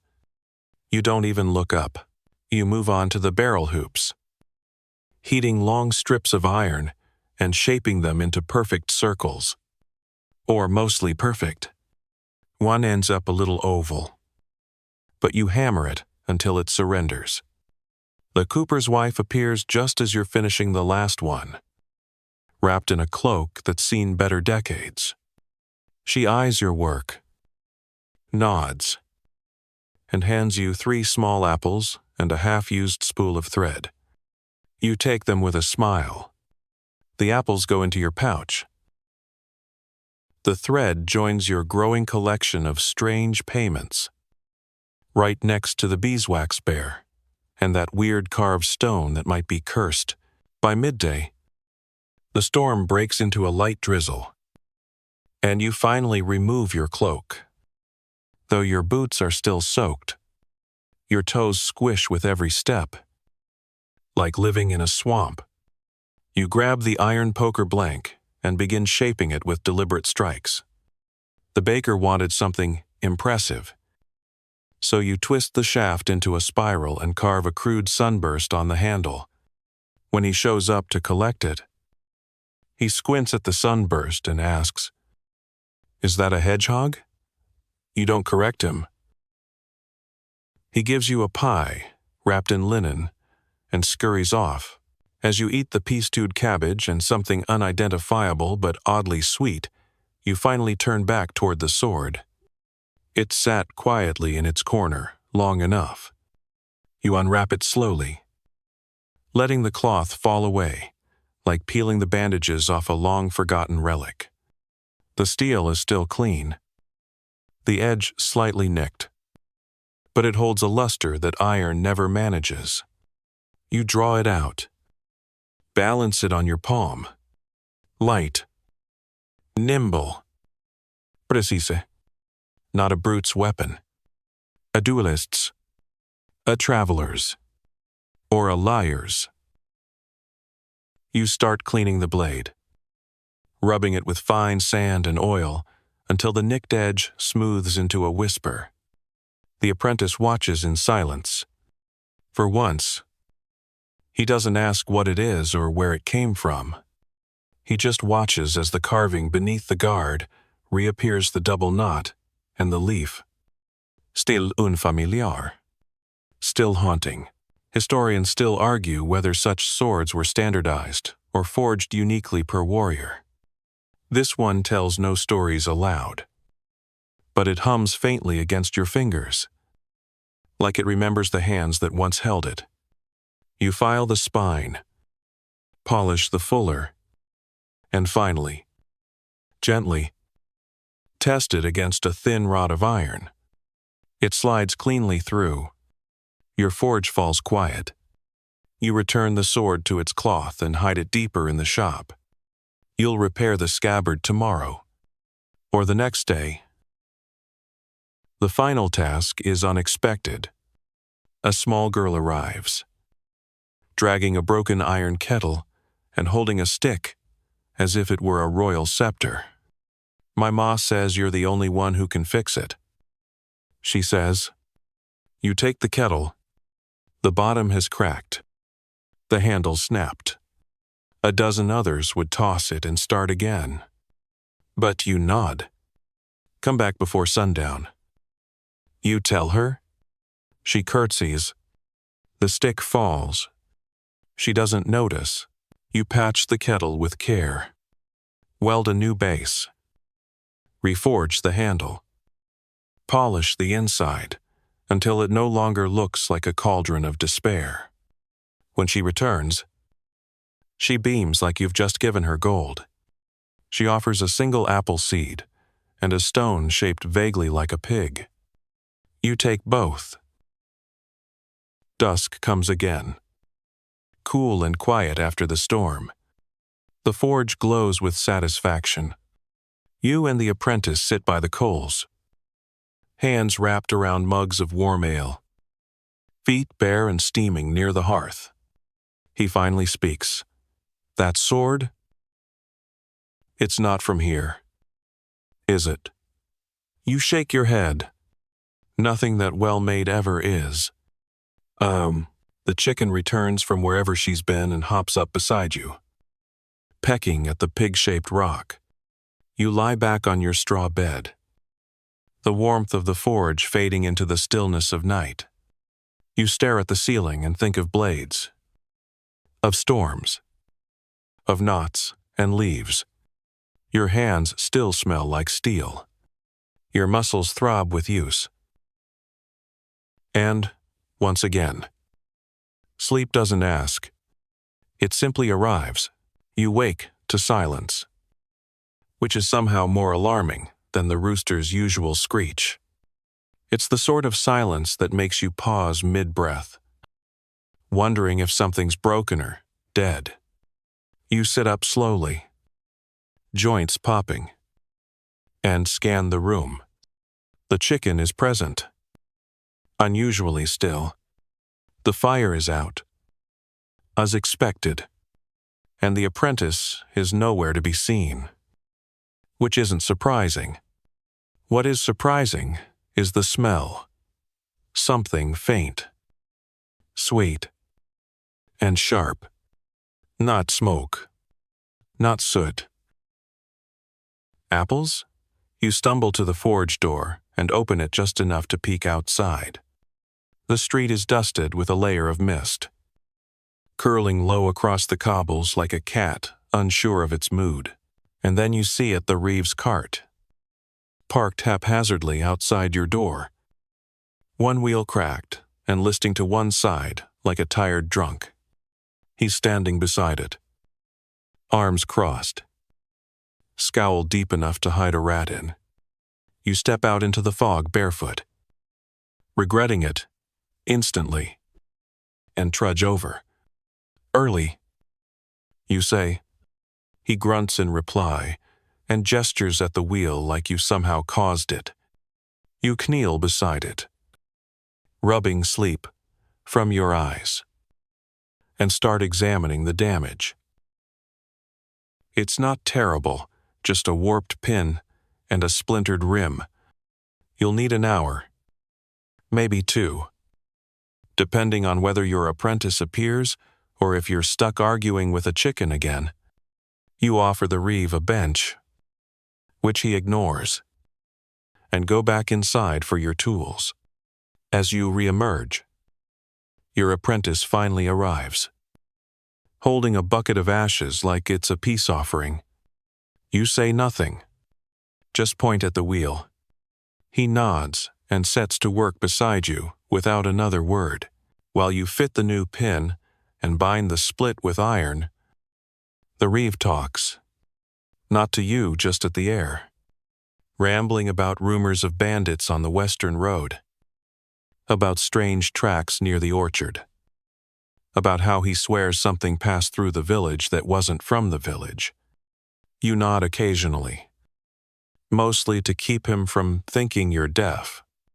He leaves eventually, satisfied that you've heard his warnings and properly feared them.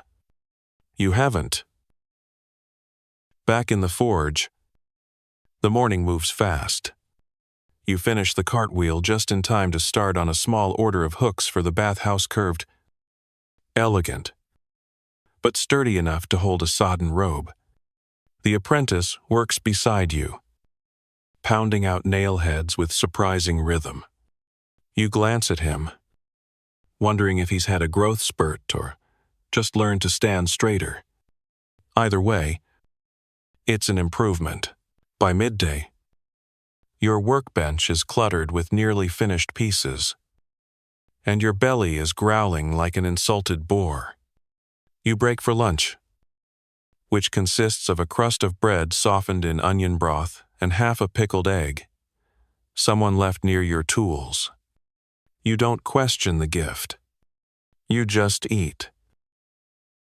Halfway through chewing, the widow Grelda appears at your door with a walking staff in one hand and a bundle wrapped in cloth in the other. "Can you fix this?" she asks, unwrapping what turns out to be an old iron kettle with a warped lid and a bottom so dented it looks like it lost a bar fight. You nod. "Not today." She smiles. "Tomorrow's fine. I've had it since my third husband." You don't ask what happened to the first 2 once she leaves. You finally get around to that dagger you meant to finish last week. The edge is still rough, the tang short, but the blade holds promise. You mount it to a hilt made from ash wood, carved with a small spiral that serves no purpose except to make it feel personal. You test the grip, adjust the balance, and wrap it in scrap leather. The apprentice watches quietly, then asks, "Do you think blacksmiths ever made swords just to make them?" You consider. Sometimes, when no one was looking. Oh, historians still argue whether medieval blacksmiths had more reason to make items not requested. Some say smiths were too busy to create art. Others argue they made secret blades, hidden in plain sight, waiting for the right hand. You suspect the truth is somewhere in the middle, probably buried under 6 inches of ash and chicken feathers. The traveler's sword calls to you again before dusk. You unwrap it carefully, polish the blade with oil and cloth. and test the edge against straw. It cuts cleanly, humming softly through the air like it's waking up from a very long nap. The apprentice offers to hold it. You hand it over. He almost drops it. You don't say a word, as the sun dips low and bathes the forge in gold. The baker stops by with a request. A long-handled peel for his oven. Something with reach, he says. And a bit of flair if you've got the time. You nod. He gives you a lump of honeyed dough in return, which you pocket, hoping the ants don't find it before you do. Evening settles in like a familiar ache, and you finish cleaning your tools just as the apprentice starts snoring softly in the corner. You toss a rag at him. He jerks awake and immediately pretends he was just thinking deeply. You don't bother responding. You bank the fire carefully, watching the last of the light fade through the gaps in your shutters. The sword rests once more in its cloth, but now it gleams faintly, even in the dark, as if it's growing bolder. You lie back on your straw pallet, aching but content. The air is cool, the forge quiet. The chicken roosted above your head like a disapproving gargoyle. Somewhere outside, laughter echoes down the street, someone celebrating something you weren't invited to. You close your eyes and let the sounds fade. Another day survived. Another blade remembered. Another hour carved from iron and fire. You wake to the soft hiss of rain and the sharper hiss of your knee, reminding you it's still angry about yesterday's crouching. The sky outside your shutter is the color of pewter, and everything smells faintly of wet earth and rusting iron. You sit up, rub your eyes, and notice the sword is gone. Your stomach clenches until you spot the apprentice sitting on the floor, polishing it like a knight squire who's taken the job far too seriously. You grunt.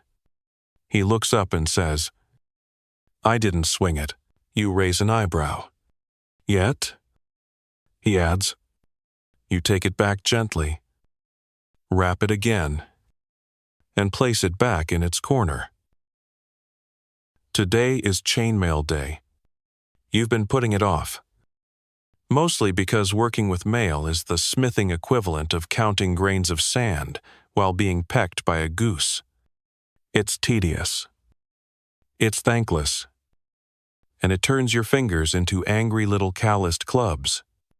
But the knight squire came 3 days ago with a sack full of torn mail and a purse that actually jangled. So here you are, preparing to spend your entire day bending, shaping, and interlocking tiny rings of iron. The apprentice groans when he sees the coils of wire waiting for him. "Can't we make something big?" he asks. You hand him a pair of snips and a blank stare. "Big things start small," you say, pointing to the unraveled links spilling across the bench. He grumbles and sits. The hours that follow are pure tedium. Cut the ring. Shape it round. Thread it through 4 others. Close it. Hammer it. Over and over and over. The work is maddening, but also strangely meditative if you stop resisting and let the rhythm take over. Cut. Link. Hammer. Cut. Link. Hammer. The chain grows slowly in your lap like metallic moss. The apprentice mutters curses under his breath. Most of them invented. One involves turnips. You let him have his moment. Historians still argue whether mail was always forged by blacksmiths or sometimes by specialist armorers. But in your village, if it's metal, it's your problem. And fixing mail is worse than making it new twisting broken rings out of alignment. reshaping others, replacing bits that fell into pig troughs or got crushed under horseshoes. You find everything from straw to chicken bones embedded in the damaged mesh. You're not entirely sure how the knight survived battle. Considering the state of his armor, as the day drags on, your fingertips go numb. You flex your hands, stretch your wrists, and pour warm water over your fingers to bring feeling back. The apprentice starts braiding his wire scraps into a crown. You don't stop him. Everyone copes in their own way. You break for lunch with the chainmail half repaired.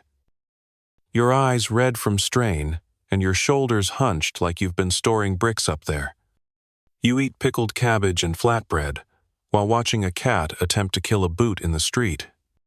You envy its enthusiasm. Back in the forge, the chainmail waits.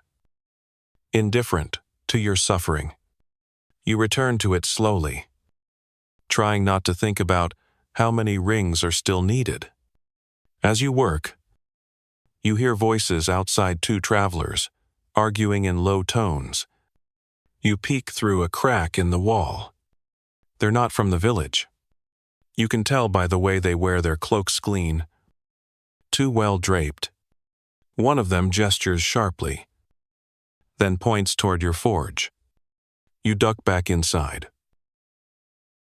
They arrive minutes later, polite but distant. "Can you sharpen a blade?"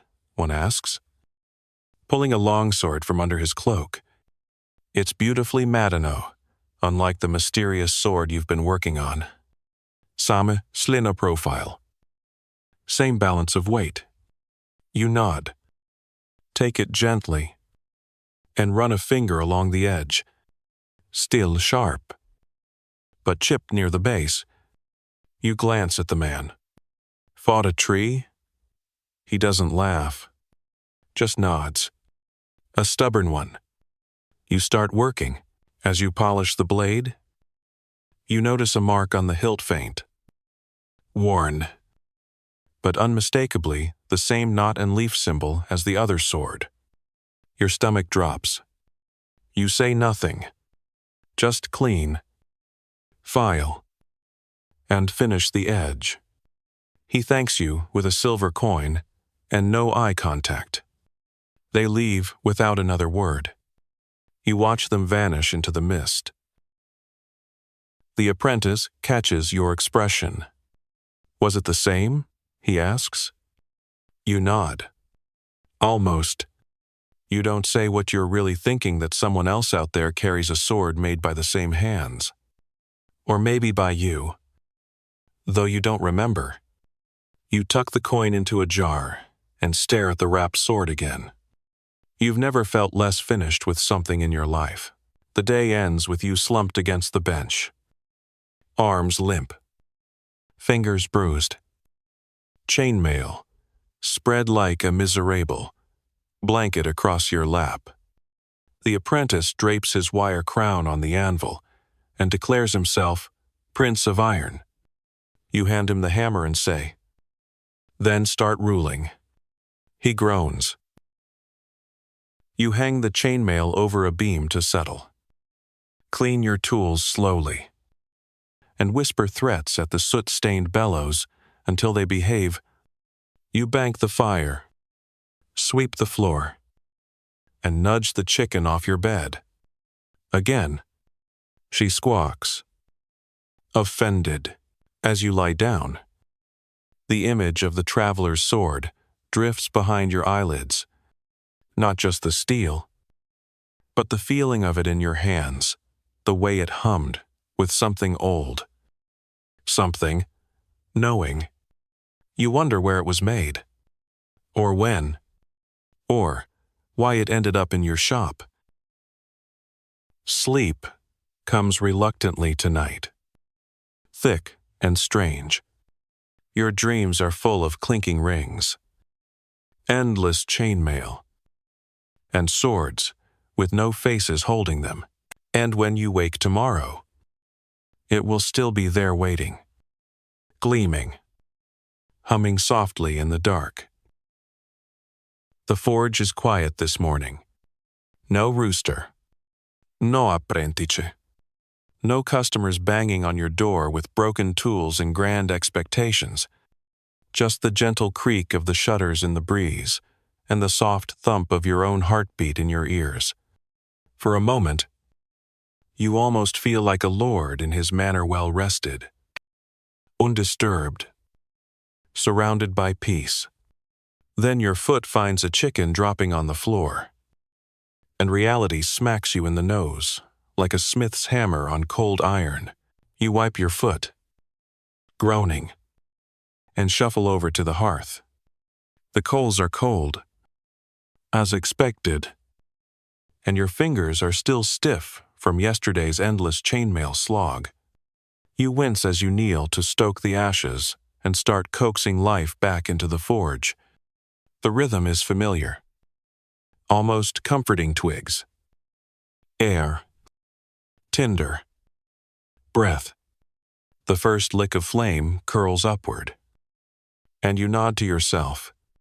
One victory to start the day. Now, you just need a dozen more. You barely finish lighting the forge when there's a knock at the door. Not a friendly tap. A very specific, very rehearsed knock. 3 short raps. 1 pause. 2 more. You open it slowly. And there stands Brother Tomas, the youngest monk from the abbey up the hill, holding a scroll and looking like he's been rehearsing this moment since dawn. He clears his throat and begins. The brethren require 15 iron candlesticks for the upcoming festival of St. Hilarious. You stop him there. 15, he nods solemnly, with decorative arms and bases shaped like lions if possible. You stare at him, and for a second, you consider faking your own death.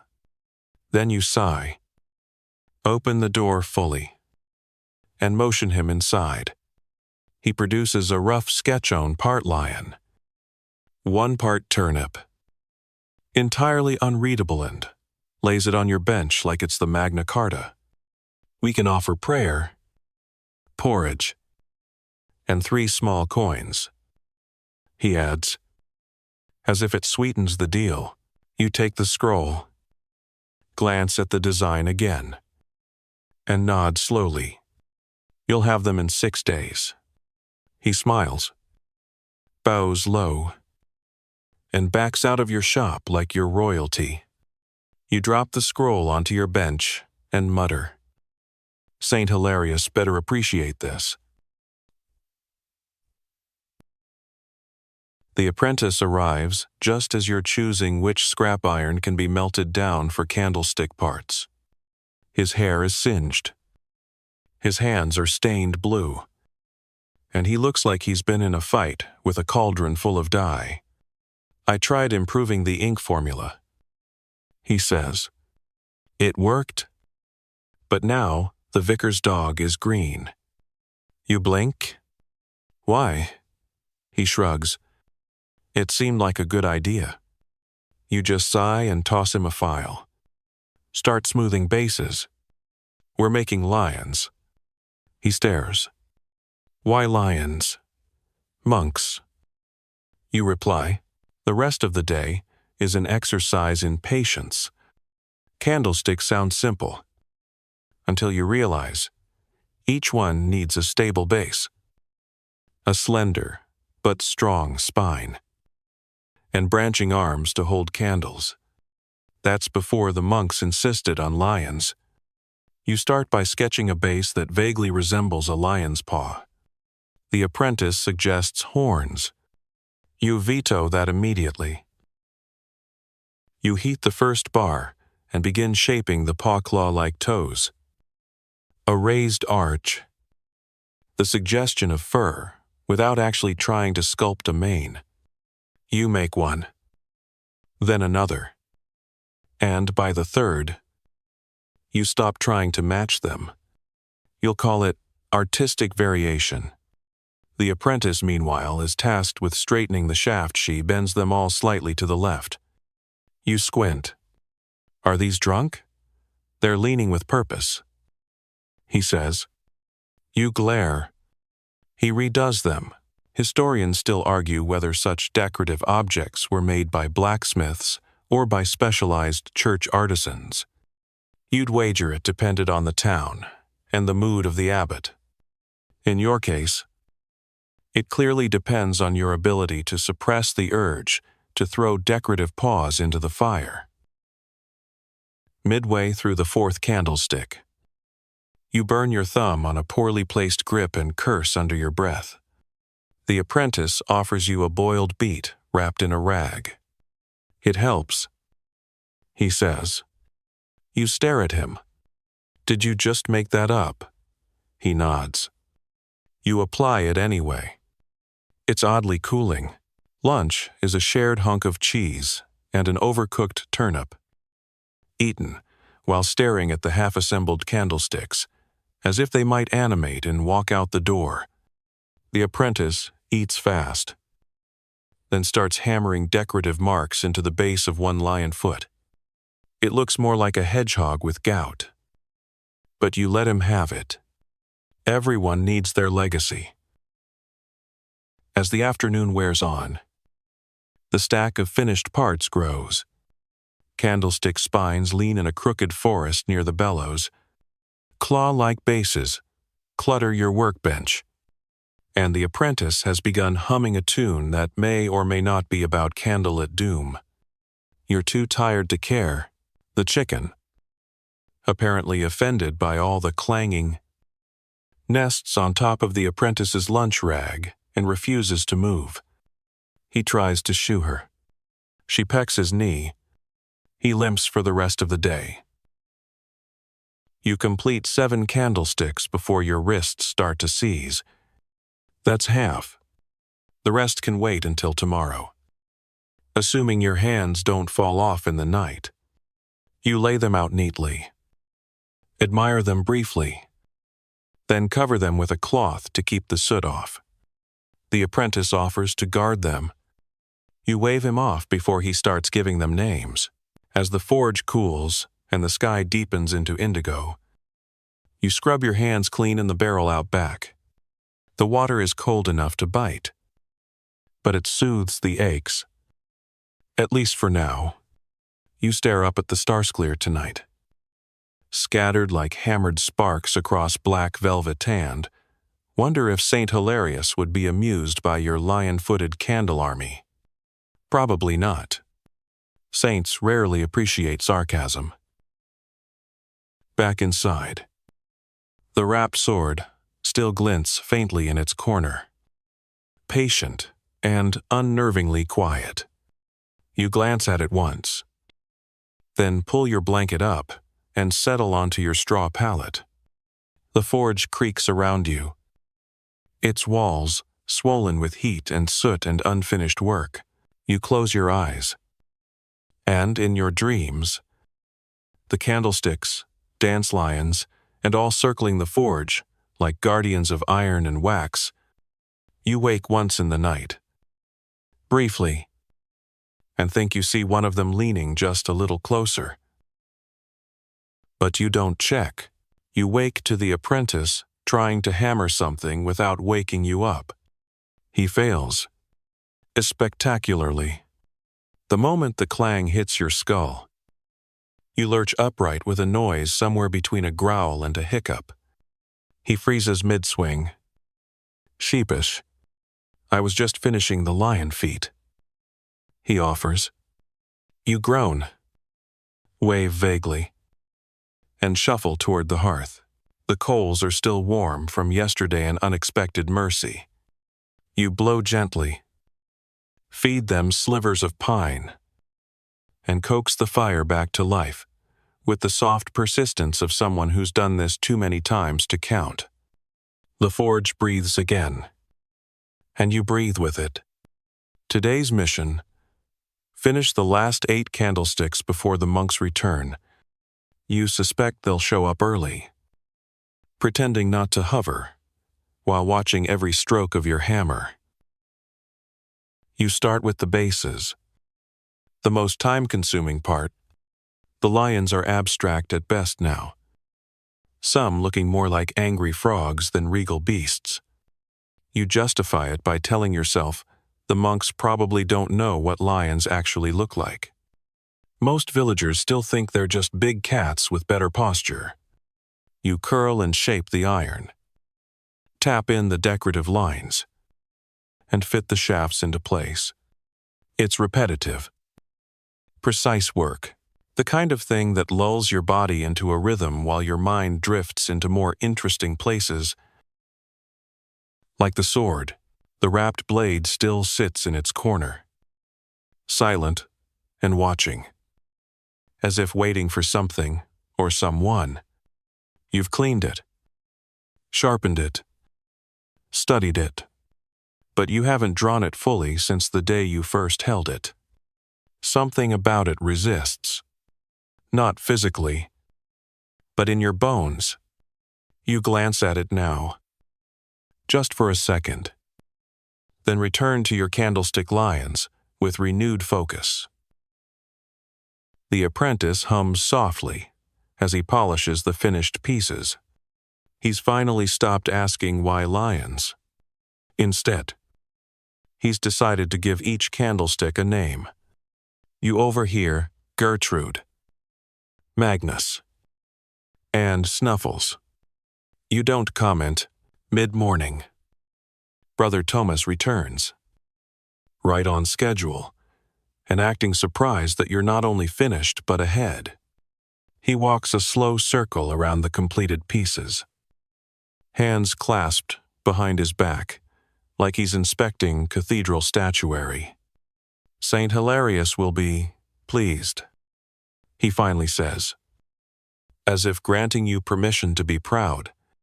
You nod politely and wrap the candlesticks in cloth for delivery. Any feedback for the lion designs? You ask. Half teasing. He hesitates. Some of them appear to be yawning. You grin. Holy serenity. He doesn't argue. For your efforts. He leaves 2 loaves of monk bread, dry as theology, a jar of something that might be plum jam, and 3 copper coins. You try not to calculate the hours of work against the payment. That way lies madness. After the monks depart, the forge is yours again. You rest your arms for a moment, sitting by the fire, rolling your shoulders and flexing your sore fingers. The apprentice hands you a cloth and a mug of barely warm cider. Made it myself, he says. You sip. It tastes like regret and fermented hay. You thank him anyway. Then comes the sword. You unwrap it slowly, carefully, like it might wake up if you move too fast. It lays across your lap like a sleeping creature balanced. Silent. Strangely warm. You tilt it toward the light. The knot and leaf engraving catches the sun and flickers faintly. You turn it over, searching for any hint of its origin. Nothing. Just smooth steel and worn leather. You test the balance again. It's perfect.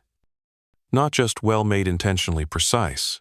A weapon for someone who knew how to use it, and expected to. Historians still argue whether medieval blacksmiths imbued swords with identity or merely utility. Some scholars believe smiths left markings on their best work, a signature of pride.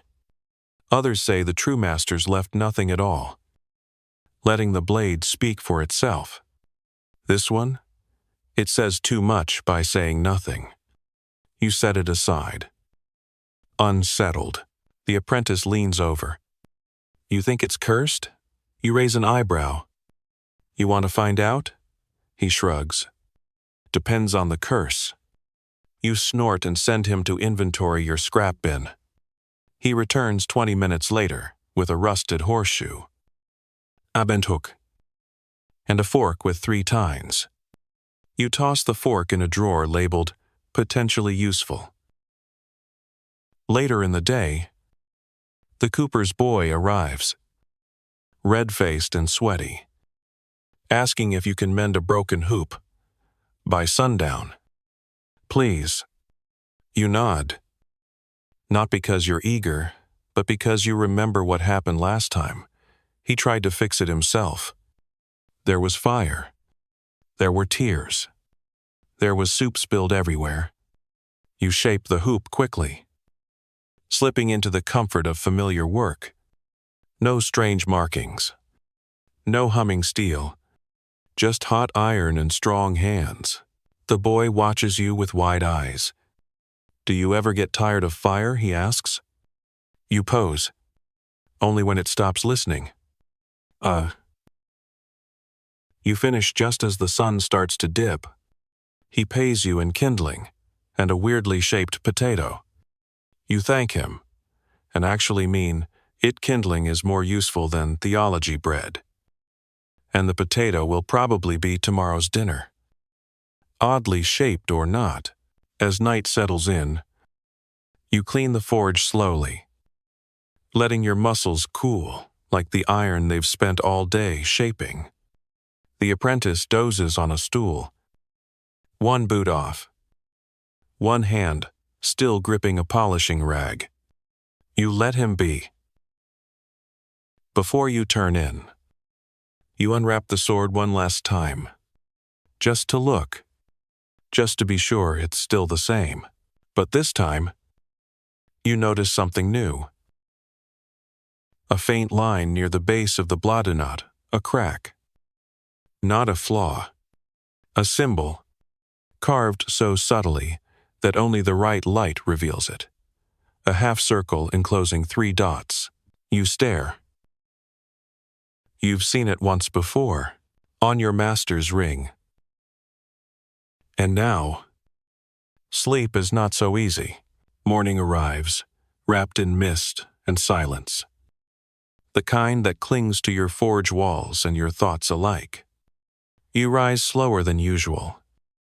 The stiffness in your shoulders now familiar enough to deserve its own name. The apprentice is already awake.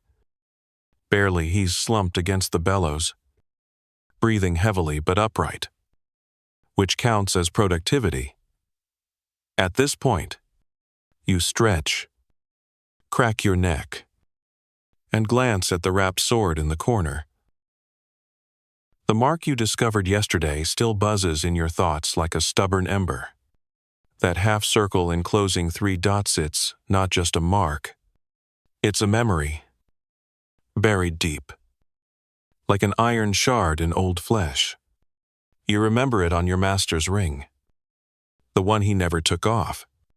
The same master who taught you to temper steel, to respect fire, and who vanished, without a word, one spring morning 20 years ago. Everyone said he left for the city. Some whispered about debts. Others claimed madness. But you never believed he left willingly. And now his mark is staring back at you from a stranger's sword. You shake the thought from your head. There's work to do. The Reeves' son broke a plowshare. Again. And the village miller needs a new grain scoop. You light the forge with a heavy hand, slamming the bellows with more force than necessary.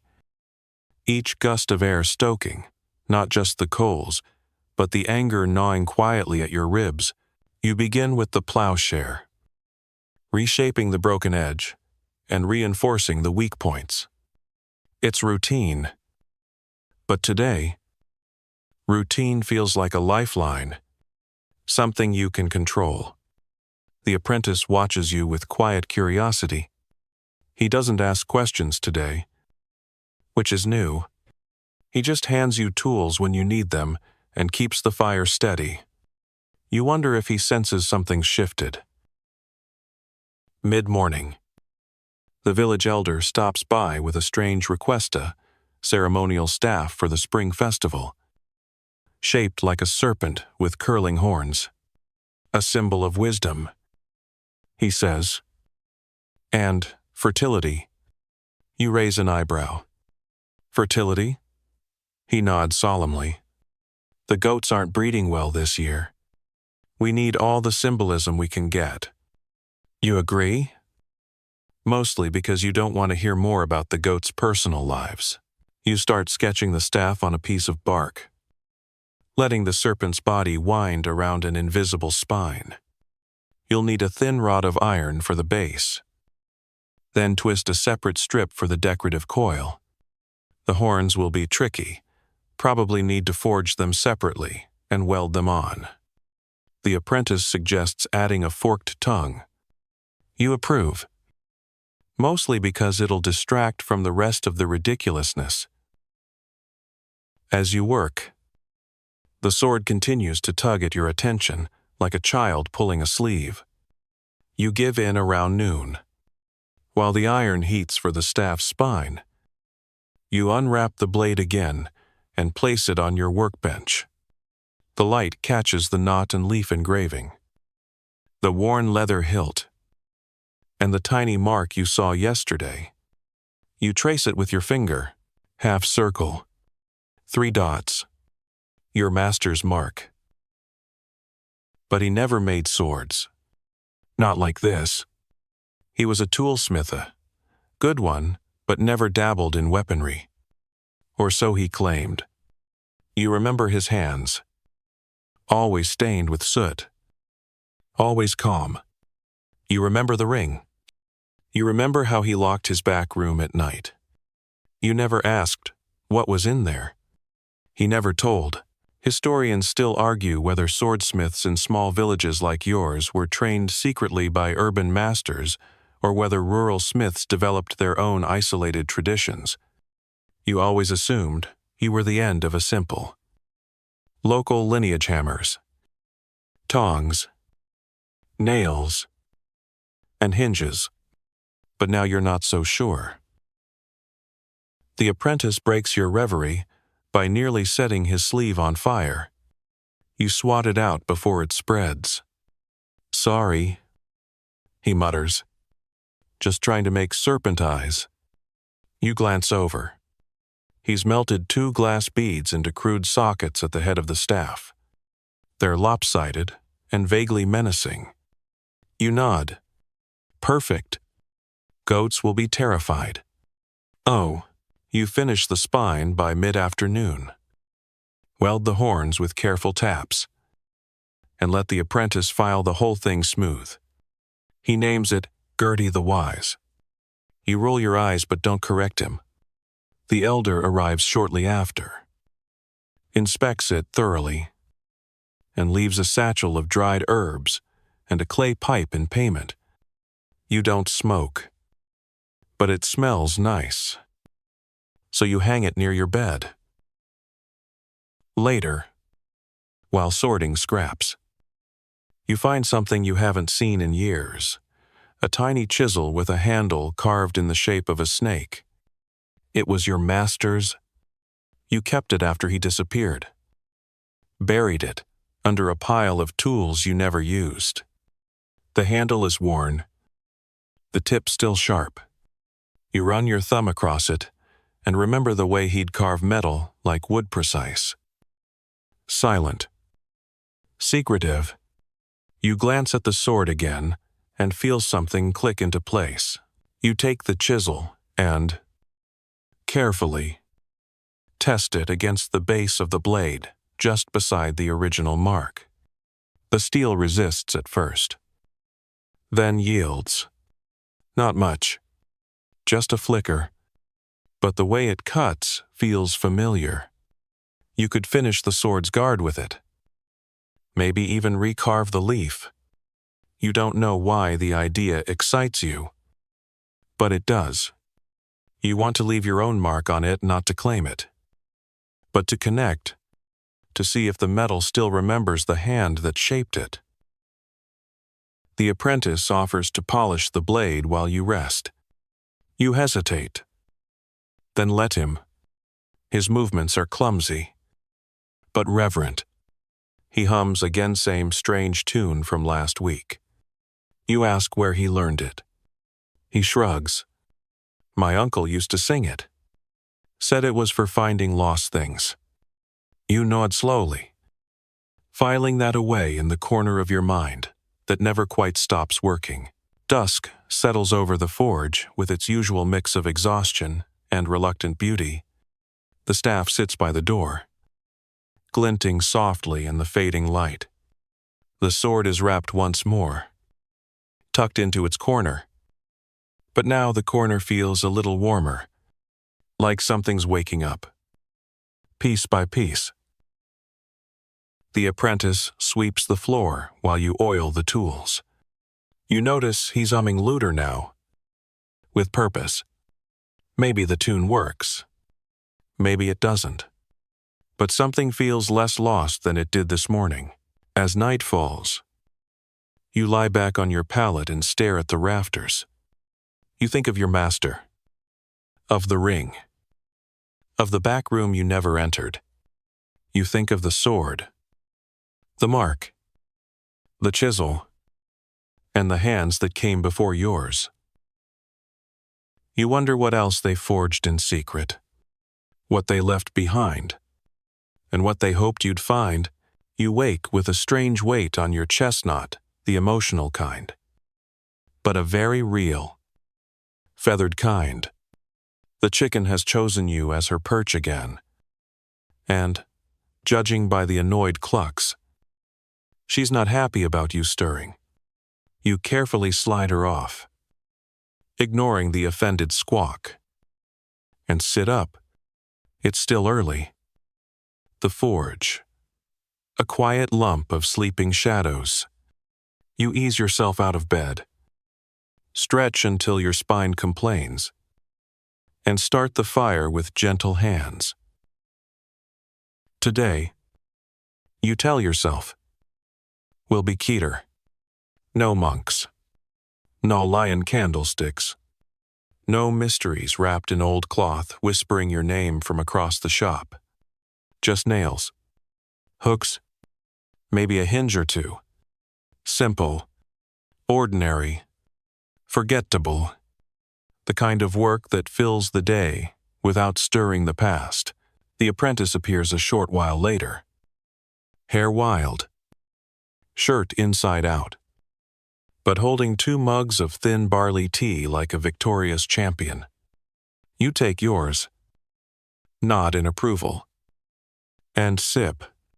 It's lukewarm, slightly bitter, and exactly what you need. He flops down near the hearth and immediately begins sketching something in the ash with a stick.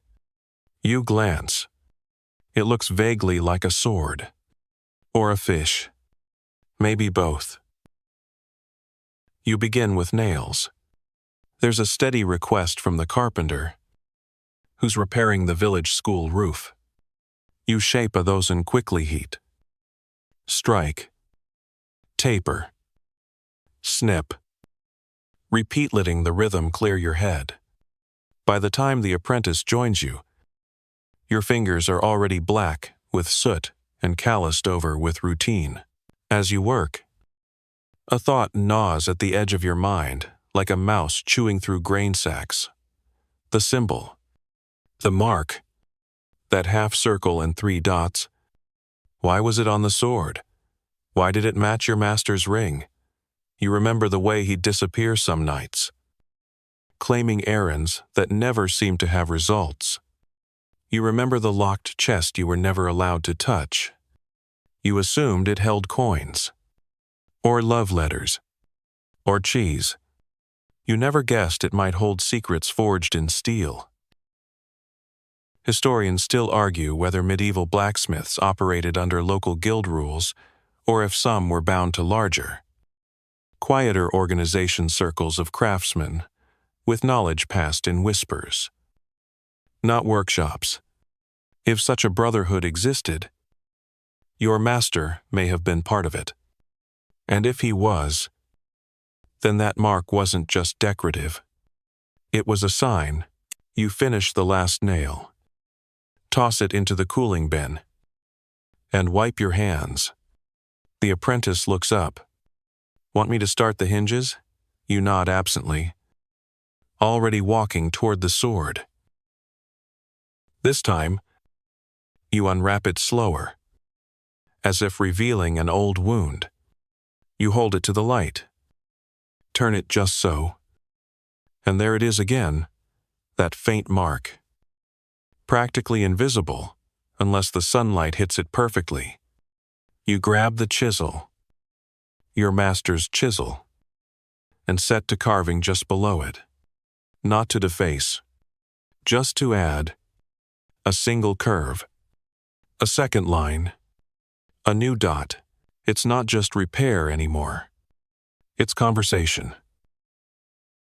The apprentice watches silently, then whispers, "It looks better now." You nod. It does. By noon, you're back to work. But the forge feels different. Less like a shop. More like a place where things begin. The apprentice tests a new pair of tongs he's been forging, and they don't snap in half, which he considers a massive win. You pretend to agree. He offers to make a matching pair. You suggest making one that actually matches something. The afternoon brings a stranger, a woman in a hooded cloak. Her boots dusty and worn. Her face hidden but posture straight for a peasant. She carries a bundle wrapped in oilcloth and asks quietly if you take special commissions. You nod. She unwraps a dagger narrow, dark, wickedly balanced. "I need it reforged," she says. "Not replaced. It must be the same blade." Of. You inspect it. The metal is old, the edge chipped, but there's something elegant about its curve. A weapon meant for close work, personal work. You glance at her. "Yours?" She shakes her head. "His." You don't ask who he is. You agree to the job, though you sense it'll cost more than time. She pays in silver more than Farrand, says she'll return in 3 days. Before she leaves, she eyes the sword on your bench. Just briefly, but enough. "Interesting mark," she says. Then she's gone. You stand in the doorway for a while. Staring at the road, she vanished down. The apprentice joins you. She looked like she could fight a bear. You grunt? "She probably has." He grins. "Did she leave anything cursed?" You raise an eyebrow.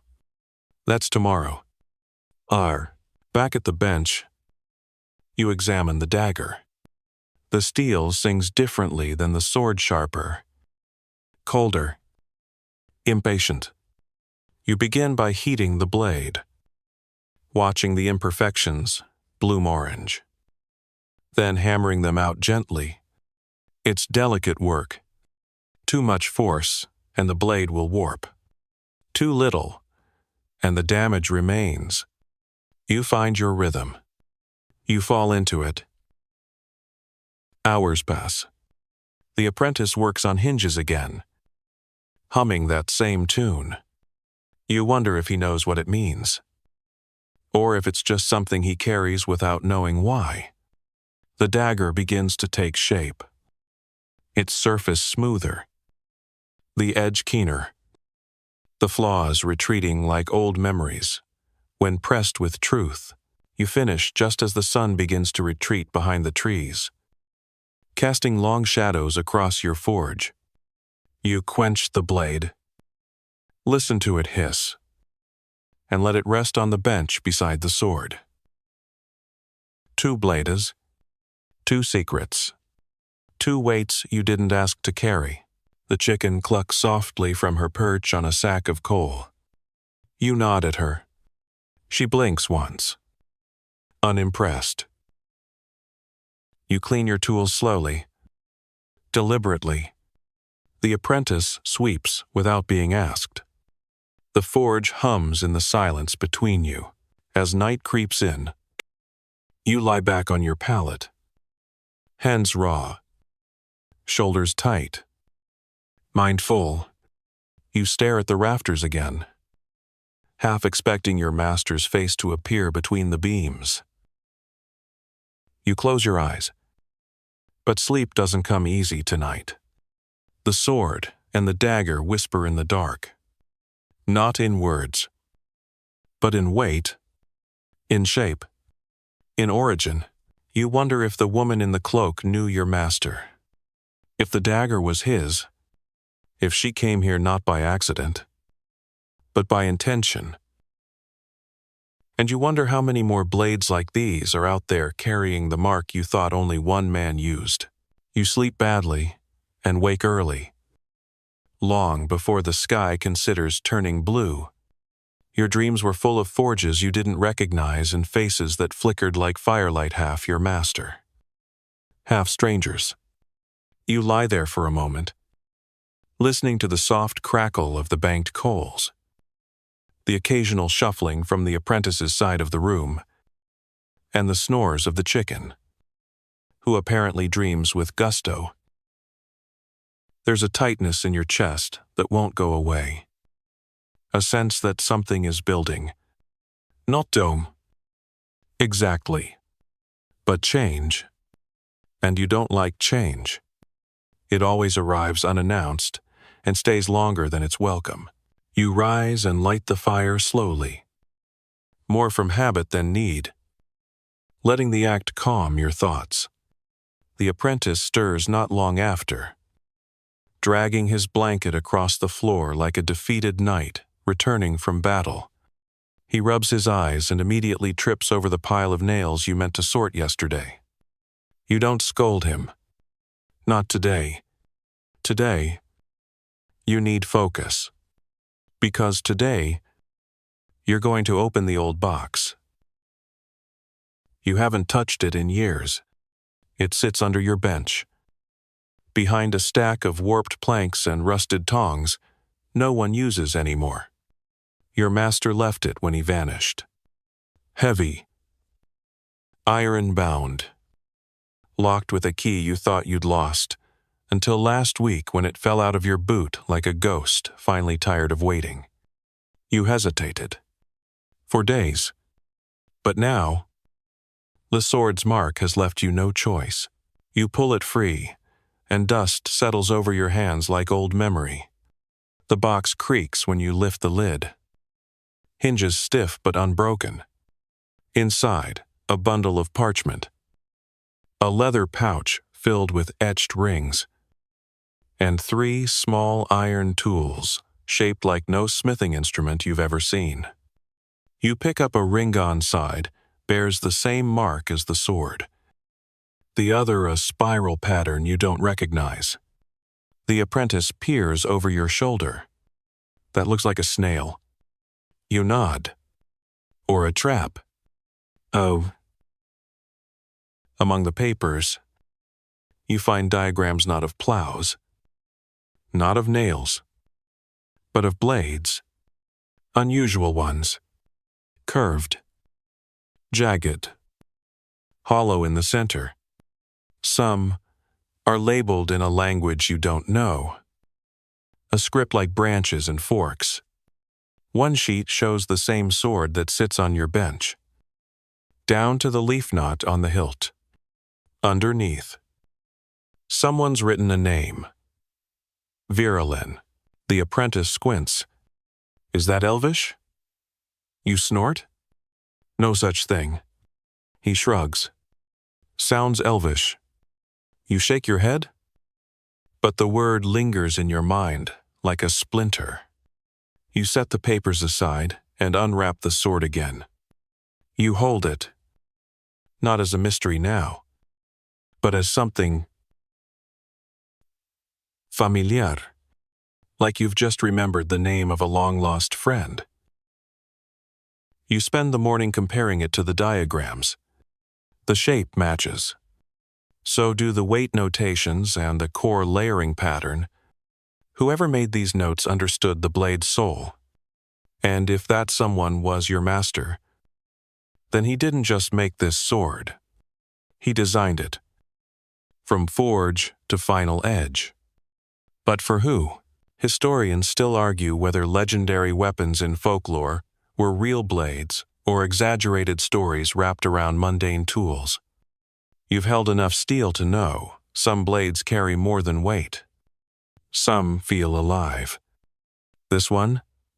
It's watching. The apprentice, to his credit, doesn't pray. He just works beside you. Filing hinges. Shaping scrap. Pretending not to glance at the papers you've spread across the table, like treasure maps. You reward him with a task he enjoys, crafting decorative rivets. He makes one shaped like a snail. Of course, after midday, the cloaked woman returns. She enters like fog quiet. Certain. Unsettling. You hand her the reforged dagger without a word.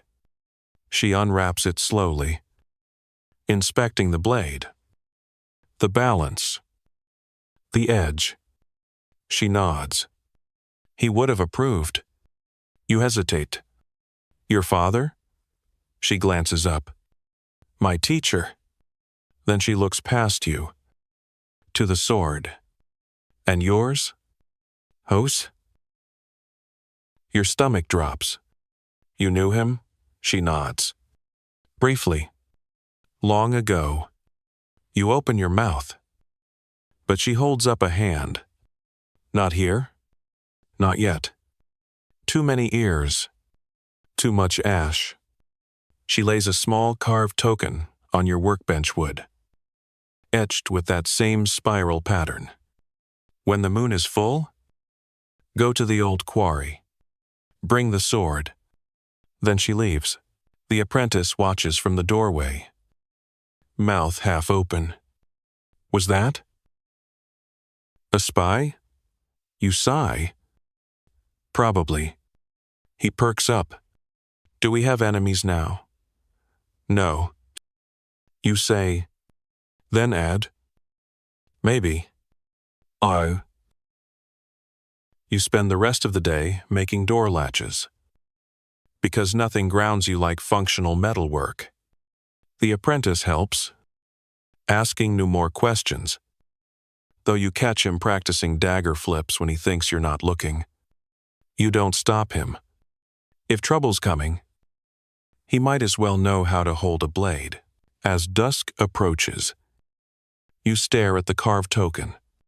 It's simple, but not crude. The spiral isn't just decoration, it's a code.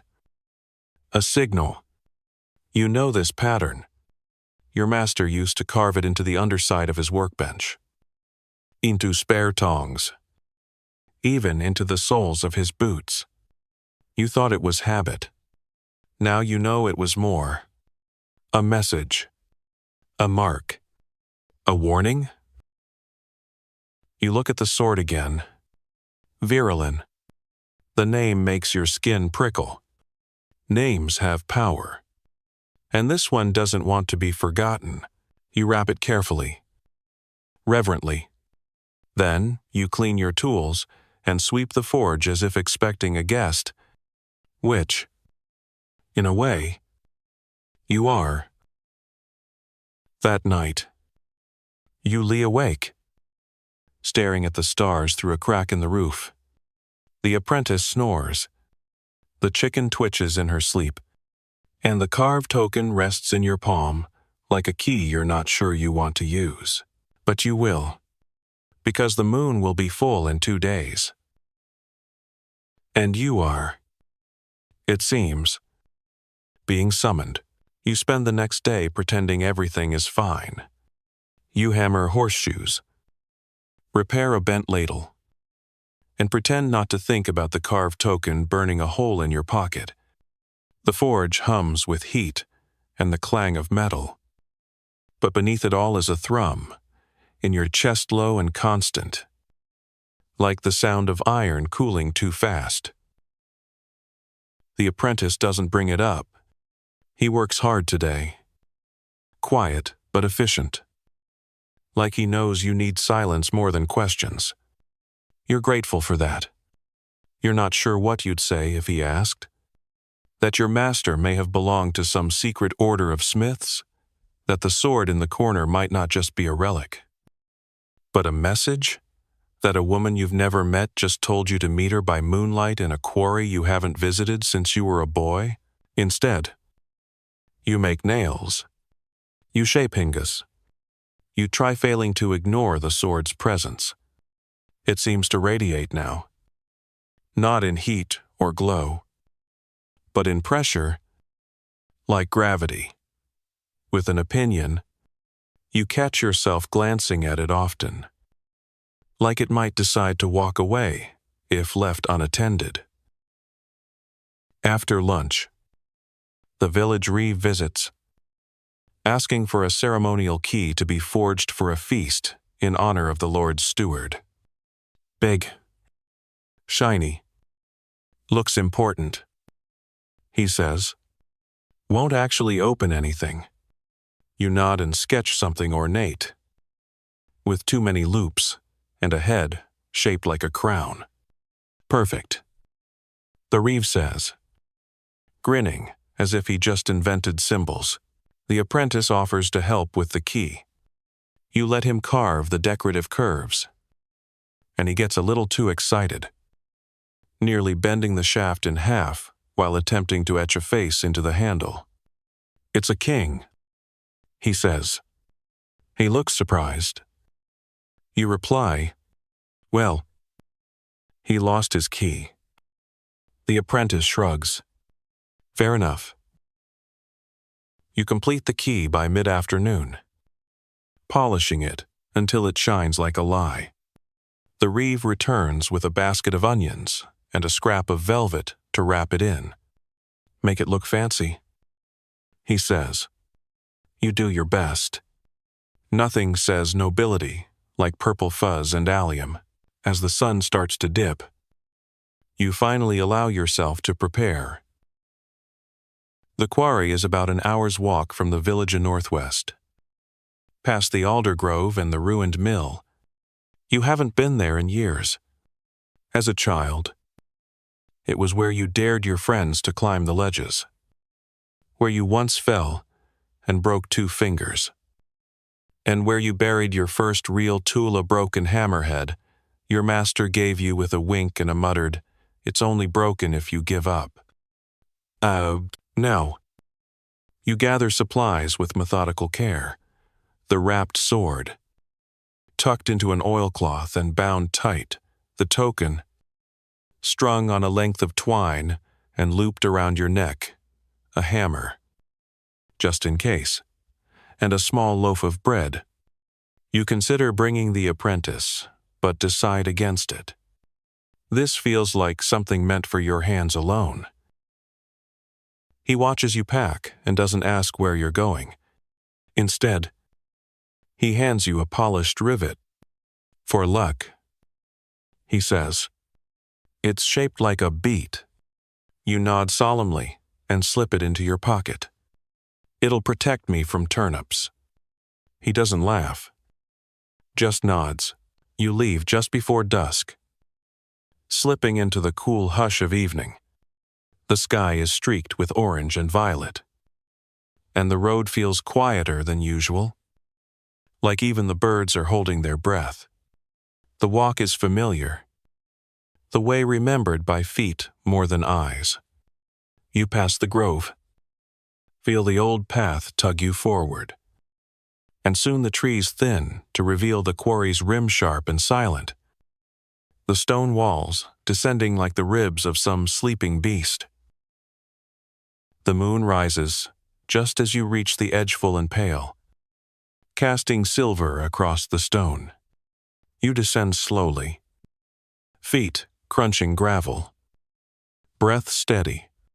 The bottom of the quarry is still, the air thick with the scent of damp rock and old iron. You wait. Minute passe. Then movement. She steps from the shadows, The cloaked woman. Face still hidden.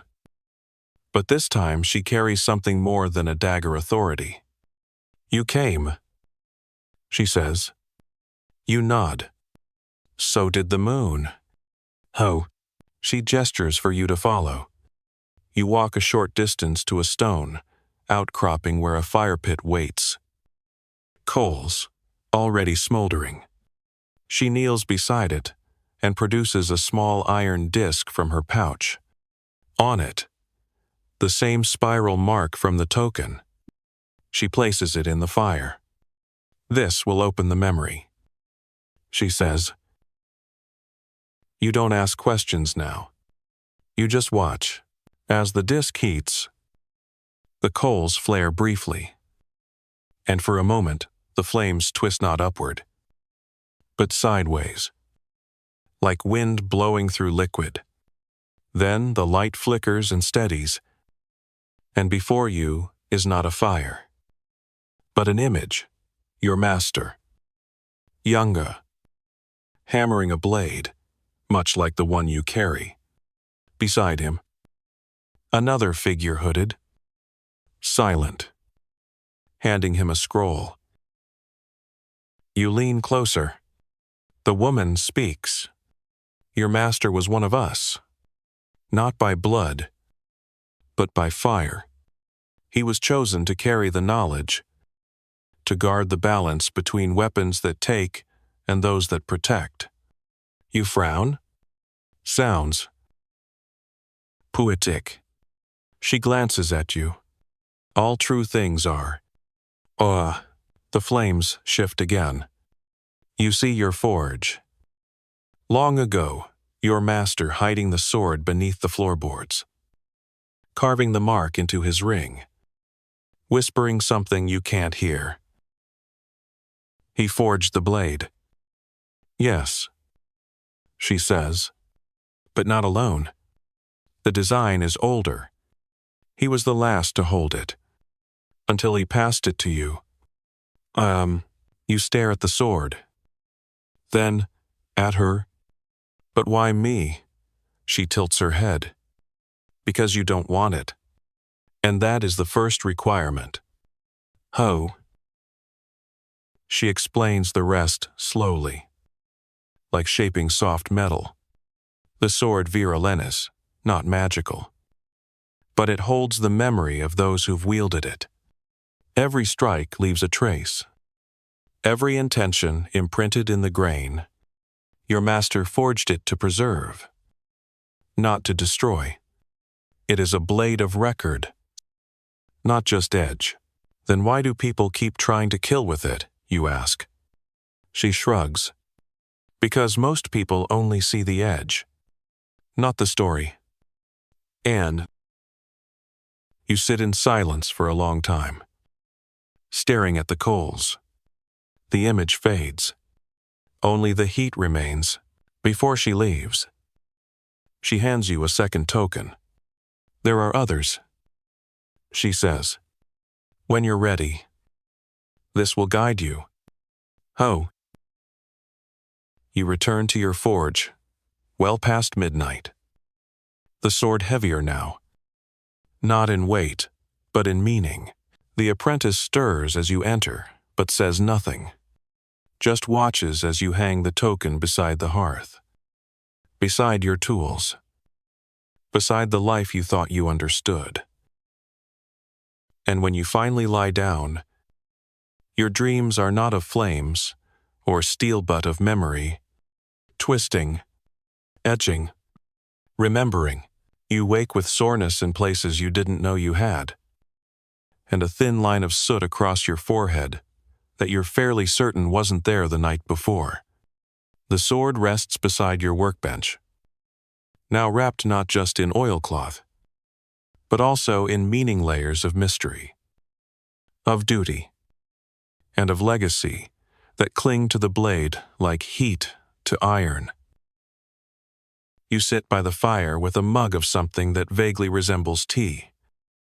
The apprentice beside you, munching on yesterday's bread, with the absent-minded focus of someone preparing to ask a question they're not sure is allowed.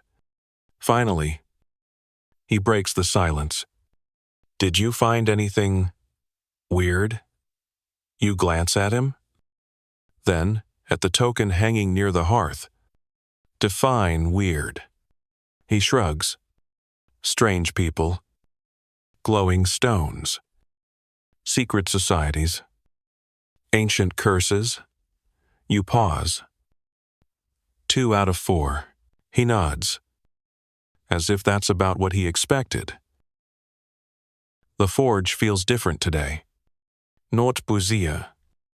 Not louder, just heavier. Like the walls themselves are paying attention now.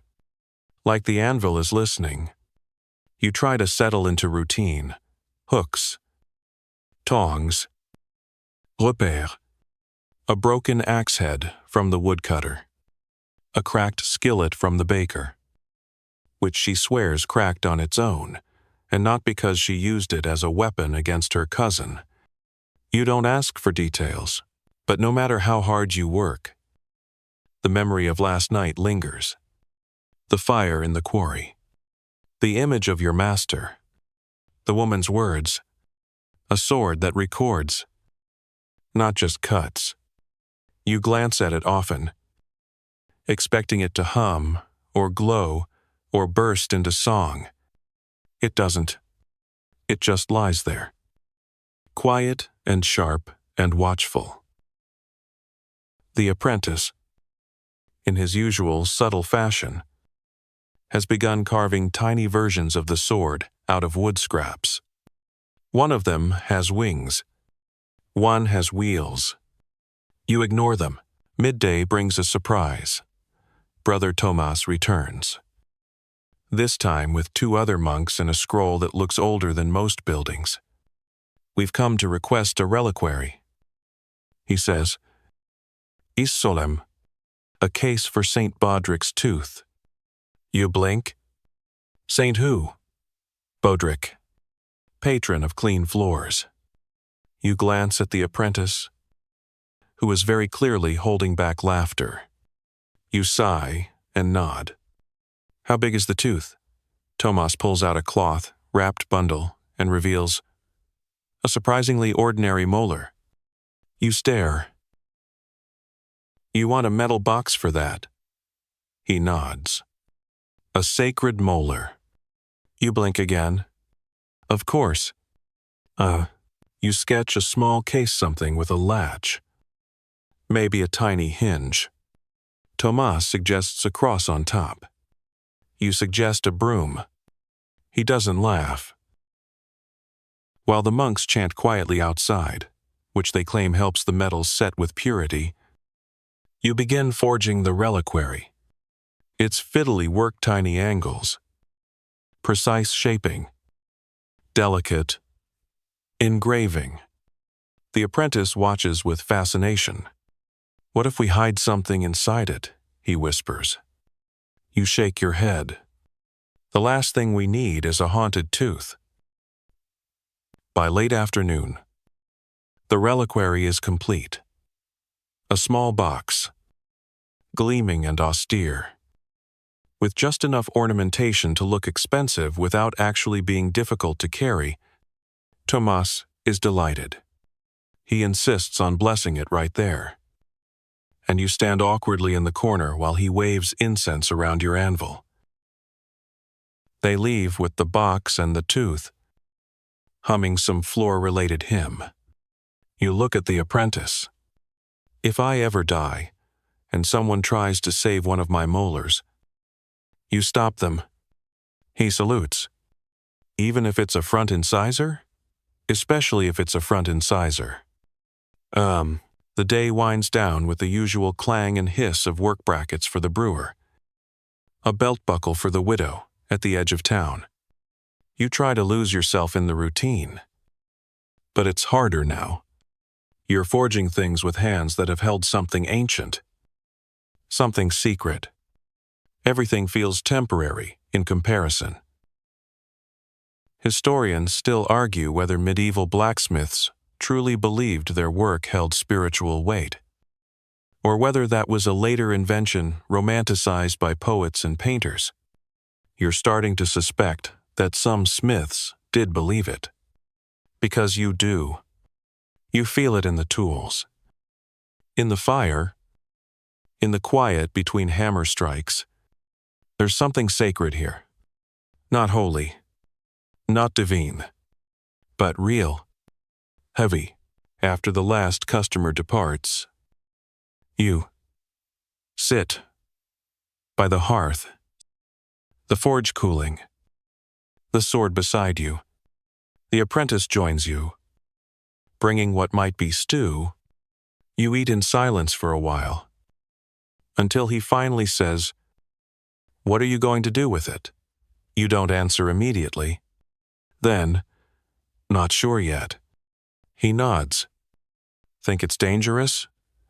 You look at the blade? Think anything worth keeping usually is?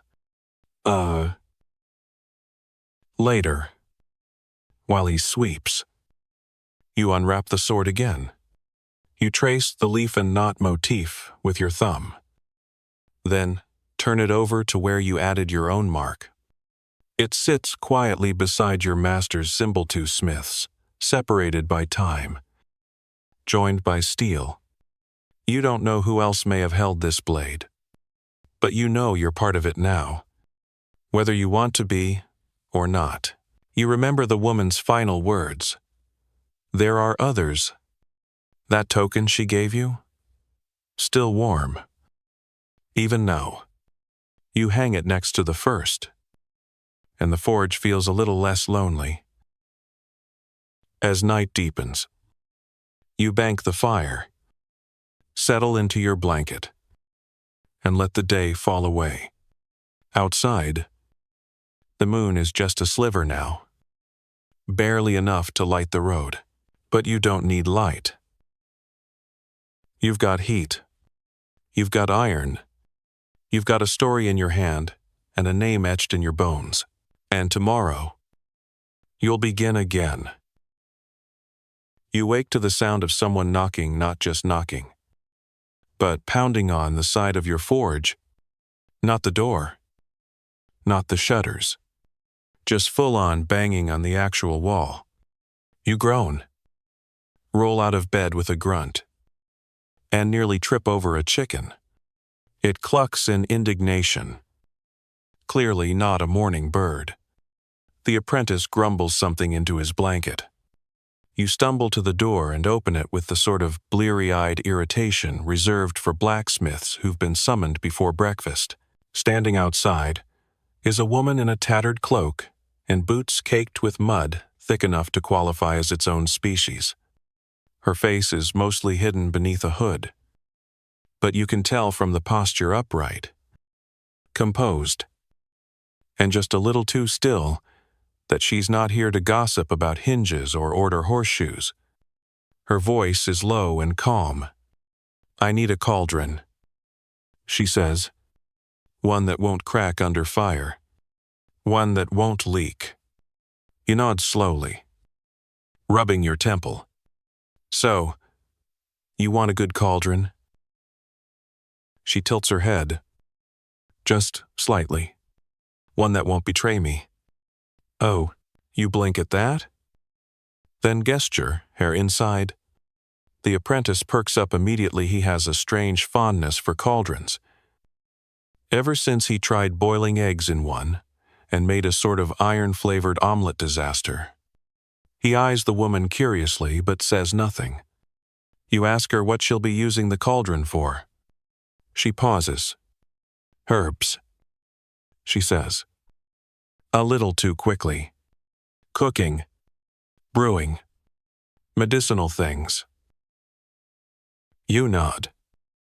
But the way she's not making eye contact with your chicken, who stares at her unblinkingly, gives you pause. The apprentice starts pulling old cauldron models from the back while you examine your scrap pile. You've got a few decent iron sheets and some slightly dented copper rings that could serve as reinforcement. You begin shaping the base, heating the metal just enough to bend it into a wide, sturdy dome. The woman watches, silent, unmoving, like a statue made of secrets. As you work, she asks a question that catches you mid-hammer. Have you ever forged anything that remembers what it was? You pause, hammer raised. Then lower it carefully. What do you mean? She shrugs. Some objects hold memory. Not just wear. Not just use. Real memory. Intention. You glance at the sword lying wrapped on your bench. Then, at the token hanging near the fire. Sometimes. You say, she doesn't press. But you notice how her eyes flick to the sword more than once. You begin welding the seams of the cauldron, making sure each joint is tight, sealed, and reinforced. This one's going to be solid. You're not sure why, but you feel like cutting corners would be a bad idea. You grind the rim smooth and begin shaping the handle mounts. Your hands, finding their rhythm again. The apprentice, as usual, is not content to just watch. He starts polishing the rings you'll use for handles, muttering something about adding mystical etching to the sides. You tell him absolutely not. He pretends not to hear you and continues anyway. While the cauldron cools, the woman pulls out a pouch and lays it on the table. It's filled with dried herbs, tiny bones, a smooth green stone, and of all things a perfectly preserved walnut. She notices your stare. Payment, she says. Plus quoi. But these are for you. Protection, clarity, patience, and memory. You pick up the walnut. This one's patience? She nods. Takes years to grow. You nod slowly. Pocketing it. Fair enough. Helfer. You finish attaching the handles and give the cauldron one last inspection. It's not flashy, but it's built to last. You lift it and it sings. Slightly deep. Resonant ring. Like a bell with secrets. She tests the balance, nods, and wraps it in a thick wool cloth before handing you a small sack of silver coins. It will hold what it needs to, she says, so long as no one lies to it. Oh, you want to ask what that means? But the chicken makes a strangled croak that sounds vaguely like disapproval. The woman turns to leave, then pauses in the doorway. If the blade speaks to you, she says, listen, but don't answer too quickly. It remembers more than it should. She vanishes down the path, leaving only footprints and the faint smell of sage behind. You stand for a while in the doorway, watching her silhouette fade into the trees. The apprentice sidles up beside you. She was a witch. Right? He says. Not really whispering. You sigh. She might have just been a very intense cook. He nods. With bones in her spice pouch? You shrug. That's between her and the walnut. Oh, you spend the rest of the afternoon cleaning up, repairing a cracked kettle, and fixing a loose door latch for the tavern. But your mind keeps drifting back to the woman, her cauldron, and the way she looked at your sword like it wasn't just metal, but memory. Historians still argue whether village smiths were viewed with suspicion or reverence in relation to folk magic. Some records claim blacksmiths were second only to priests in spiritual authority, wielding fire and iron as both tools and wards. Others say smiths were avoided after dark, their forges seen as portals between this world and others. You used to think all of that was nonsense. Now, with 2 carved tokens hanging over your hearth, a sword that feels like it watches you sleep, and a chicken that might be some kind of diviner. You're not so sure. The apprentice finds you staring at the sword again and offers you a fresh apple. To stop you brooding. He says, brooding leads to wrinkles. Or curses. You take the apple. It's surprisingly crisp. You thank him that night. After the forge is banked and the tools are hung, you sit by the fire with the cauldron still faintly warm beside you. You run your fingers along the handle. Feel the weight of the work in your arms. You've made hundreds of tools, hundreds of pieces. But this one feels like it will be remembered, like it will outlive even the memory of your forge. The sword lies quiet in its wrap, but you can sense it, like a thought just outside your own. You don't speak to it. Not yet. But your fingers drift to the mark you carved beside your master's. And for a moment, your forge doesn't feel small or forgotten, or ordinary.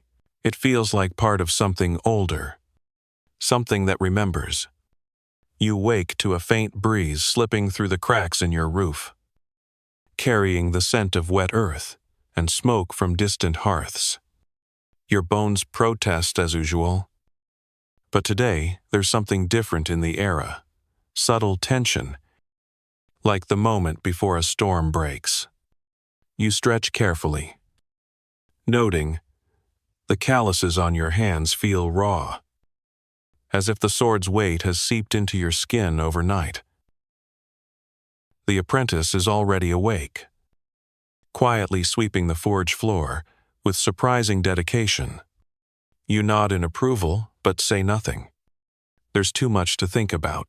You begin the day by unwrapping the sword once more, careful not to disturb the leather bindings. The marks you and your master left mingle beneath your fingertips. A silent conversation across time. You test the balance again, imagining the hands that once gripped the hilt, the battles it might have seen. A flicker of doubt creeps in. How did such a blade end up here? In your hands.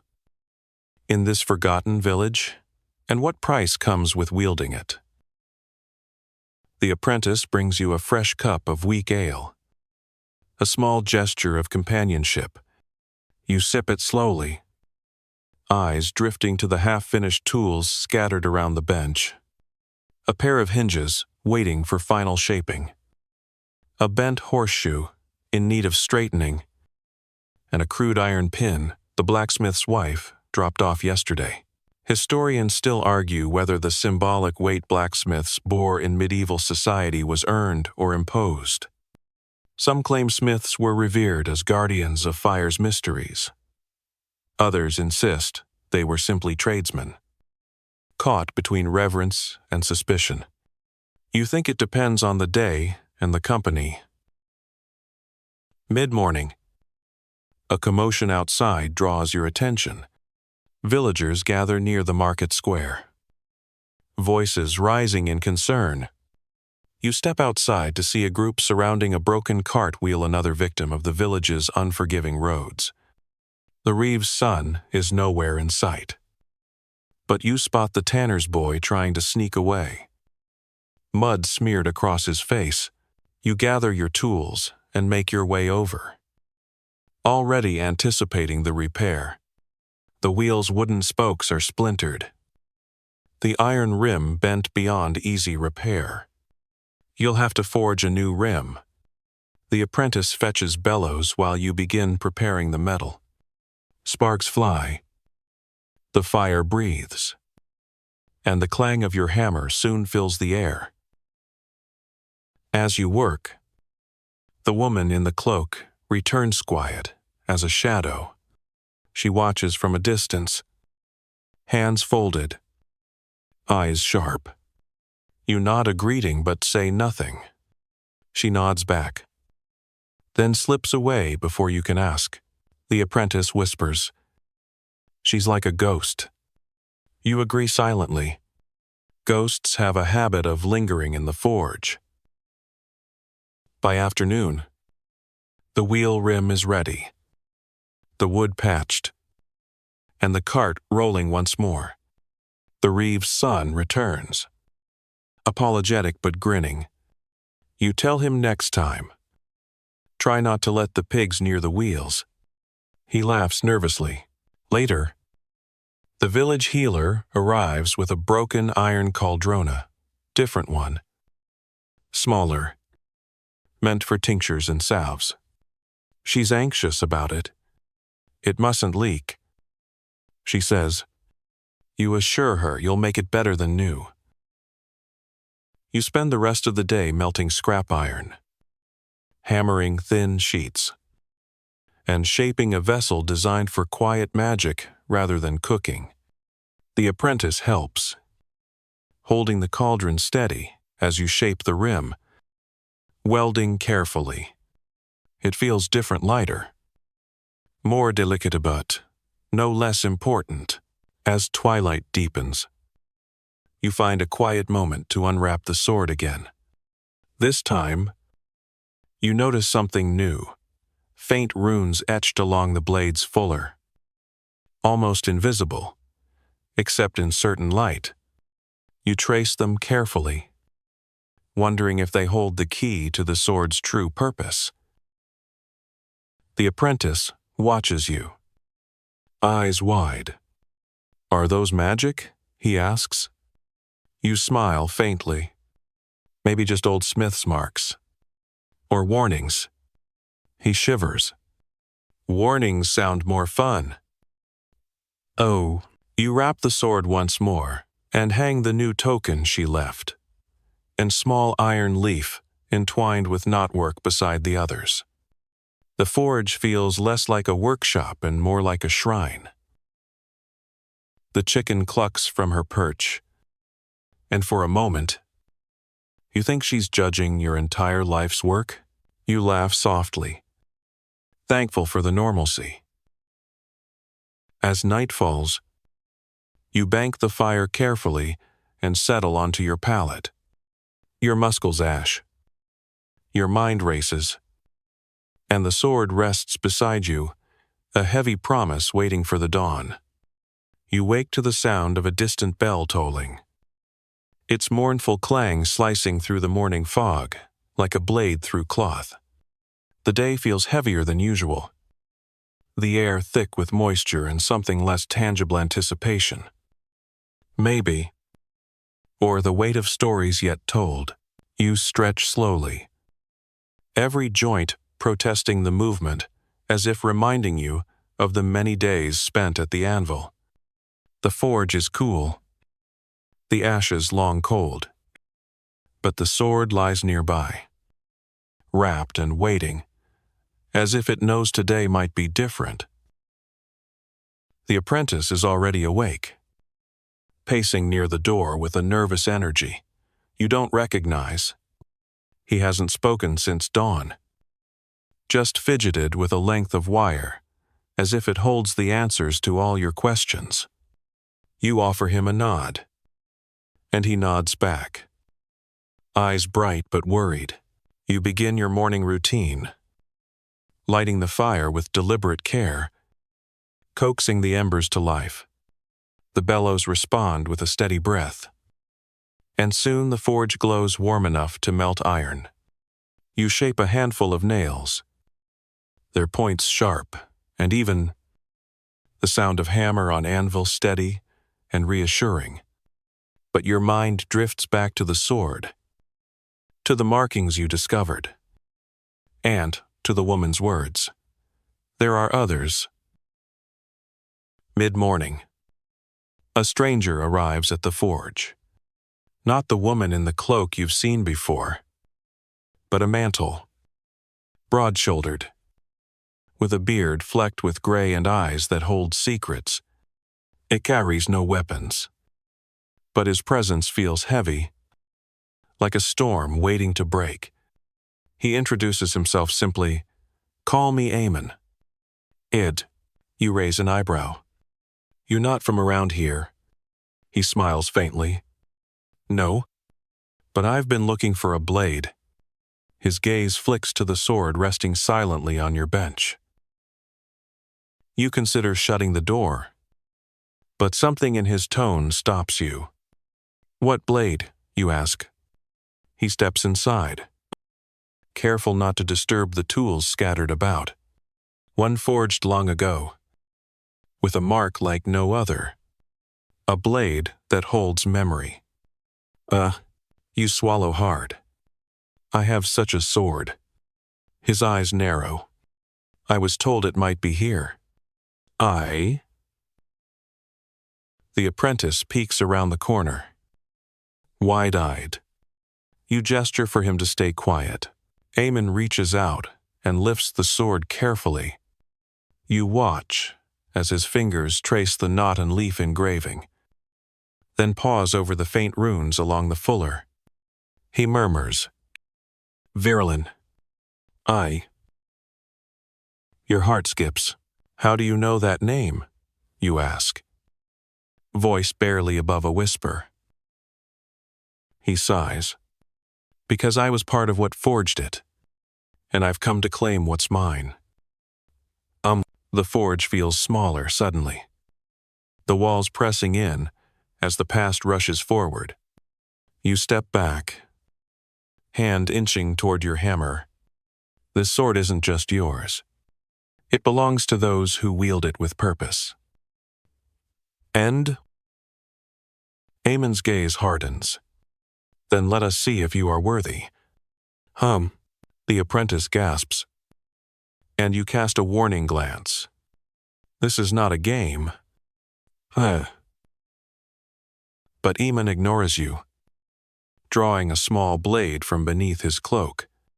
He slashes the air once, then holds the sword parallel to yours. The two blades shimmer in the firelight, reflection dancing like ghosts. You feel the weight of history settling between you, the sword, as both weapon and witness. Its metal, a record of lives entwined. The day blurs into a test of skill and resolve. Eamon challenges you with moves both graceful and brutal. Each strike a conversation in steel. You counter with years of hard-earned strength and precision. Every block and parry, ringing with the echo of countless battles. The apprentice watches from the side, clutching his wooden sword tightly. He looks like he might either cheer or faint, and you can't decide which. By late afternoon, sweat coats your brow and your muscles scream. But the dance ends not with blood or injury, but with a nod. Respect earned. Eamon sheathes his blade. You carry the weight well. He pauses. But the sword's true purpose is yet to be fulfilled. You frown. What do you mean? He gestures toward the door. There is more to this story. More to discover. And soon, the shadows will stir. Before you can ask more, he's gone, leaving behind only the scent of cedar and a sense of unfinished business. The apprentice turns to you. Are we in danger? You smile tiredly. Only if we stop forging our own fate. That night, as the forge cools and the stars wheel overhead, you wrap the sword carefully. The runes seem to glow faintly in the firelight. A secret waiting to be unlocked. You lie back on your straw pallet, muscles aching, but heart steady. The forge hums quietly. A pulse beneath your bones, and somewhere beyond the village, the shadows begin to move. The morning breaks cold and gray, with a mist that clings low to the earth like a stubborn shadow. You wake slow, the ache in your shoulders, a reminder that yesterday's clash was more than a test-it, was a reckoning. Your fingers tingle faintly, as if the sword's memory lingers beneath your skin. pressing into your nerves with whispers you cannot yet understand. The forge is silent, save for the occasional drip of water leaking through the roof. The apprentice is already stirring by the time you reach the hearth. Sitting cross-legged with a small wooden carving, balanced in his hands a crude model of the sword, complete with the knot and leaf symbol. He looks up as you enter, eyes bright, despite the weariness etched on your own face. I tried carving the runes, it says quietly, but they don't feel the same? Oh. You smile softly. Nothing does. Until you make it your own. You set a kettle on the fire and settle beside him, letting the warmth seep into your bones. The day's tasks pile up slowly. The village cooper needs a new hoop for a cider barrel, and the miller requests a replacement grain. Scoop, both simple jobs that demand your attention. If not your full enthusiasm, you lose yourself in the rhythm of hammer on anvil, the steady heat of the forge, trying to push the weight of yesterday's encounter to the back of your mind. But the sword waits, always waiting. When you glance toward its corner, it seems to pulse faintly in the firelight, as if breathing. Historians still argue whether medieval blacksmiths were secret keepers of power or just humble tradesmen thrust into roles they neither sought nor understood. You feel the truth is somewhere in between smiths, as guardians of fire's mysteries, carrying burdens forged not just in iron, but in legacy. Mid-afternoon. The cloaked woman returns. Her arrival is quiet, like a shadow slipping through the door. She carries no weapons this time, only a small box wrapped in oilcloth. I have something for you, she says, something to help you understand. You unwrap the box slowly, revealing a slender iron key etched with the same spiral symbol as the tokens hanging by your hearth. This opens a door, she explains. A door not made of wood or stone, but of memory and will. You frown. Where? She shrugs, the hood slipping back slightly to reveal eyes sharp and unreadable. That depends on you. The apprentice leans forward eagerly. Can we try it? You consider. Then nod. Yes, but with caution. Together, you make your way to the abandoned mill near the edge of the village, the one whose stones have cracked and crumbled, whose wheel no longer turns. The door is heavy, swollen with rain and age, but the key fits perfectly, sliding into the lock with a satisfying click. Inside, dust motes dance in the shafts of fading light. The air is cool and smells of earth and forgotten things. You push the door open slowly, stepping into shadows that seem to ripple like liquid. Suddenly, the room shifts. The broken wheel reassembles itself in your mind's eye. The stones grinding and turning. You hear the creak of wood, the rush of water, and the low murmur of voices just out of sight. The apprentice gasps. Is this magic? You shake your head. Not magic.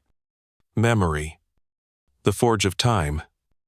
You step further inside. Heart pounding. The sword feels alive at your side, humming softly with anticipation. You realize that this door is more than a passage, it's a bridge to the past, to the stories hidden in the metal and fire. The cloaked woman follows, her presence steady and reassuring. You must decide what to remember, she says, and what to leave behind. The air thickens. Images flicker like flames. Your master at the anvil. Shaping tools and secrets, shadows gathering beyond village borders, a sword passed from hand to hand, carrying hopes and fears. You reach out, touching the cool stone wall. It ripples beneath your fingers. Solid, yet fluid. The forge. Your life. Your legacy, it all feels connected here. Part of a larger story, written in iron and sweat. The apprentice stands beside you. Silent, but awed. You glance at him and say, "We have much to learn." "Oh." The woman nods. "And little time." "Hey." As the light fades and the door creaks closed behind you, you feel the weight of destiny settle heavier than ever. The sword in your hand is no longer just a weapon or a mystery. It is a key to history. To power. To the past, waiting patiently for those brave enough to wield it. You breathe deep, ready for what comes next. You awaken to a chill that creeps beneath your blanket and settles deep in your bones. The forge is quiet, its usual warmth absent, leaving only the lingering scent of ashes and iron. You rise slowly. Every movement, a reminder of the day before the weight of the sword in your hands. The secrets it holds. And the door you unlocked in the abandoned mill. The morning light filters through the cracks in the shutters, casting long shadows that dance like ghosts across the floor. The apprentice is already at work, polishing tools with an intensity that suggests he's trying to make up for lost time. He looks up as you enter, eyes bright but tired.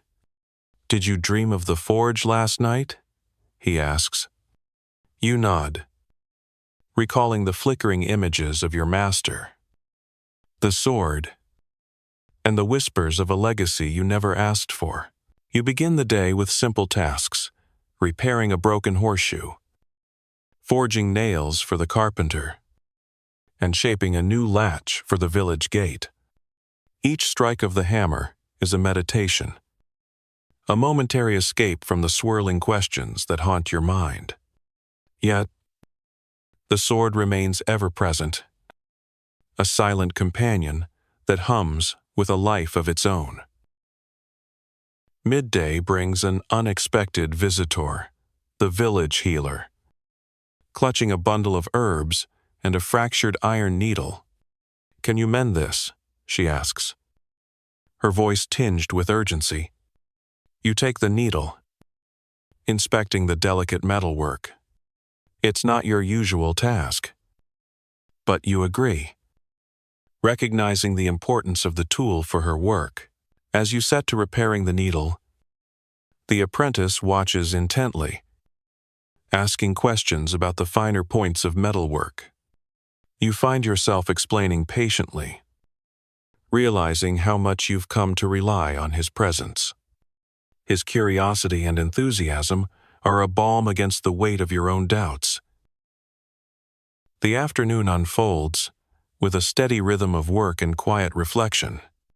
You polish the sword again, tracing the knot and leaf design, feeling a strange connection to the hand that forged it centuries ago. The runes along the fuller catch the light, revealing faint inscriptions you had not noticed before. You wonder what secrets they might hold. The woman in the cloak returns once more, this time bringing a leather-bound book filled with symbols and sketches. She offers it to you with a solemn nod. "This belonged to your master," she says. "It holds knowledge that will guide you." You accept the book carefully, flipping through its fragile pages. The script is unfamiliar, a blend of symbols and language that speaks of forging not just metal, but destiny itself. The apprentice leans over your shoulder, eyes wide with wonder and a hint of fear. As dusk settles, you and the apprentice sit by the hearth. The book open between you.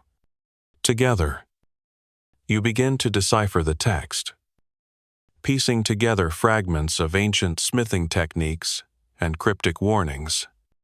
The forge feels alive with possibility, the air thick with the promise of discovery. You realize that your journey is far from over. The sword, the tokens, the book, they are threads in a tapestry you are only beginning to unravel. The legacy of your master is not just in the metal you shape, but in the stories you carry forward.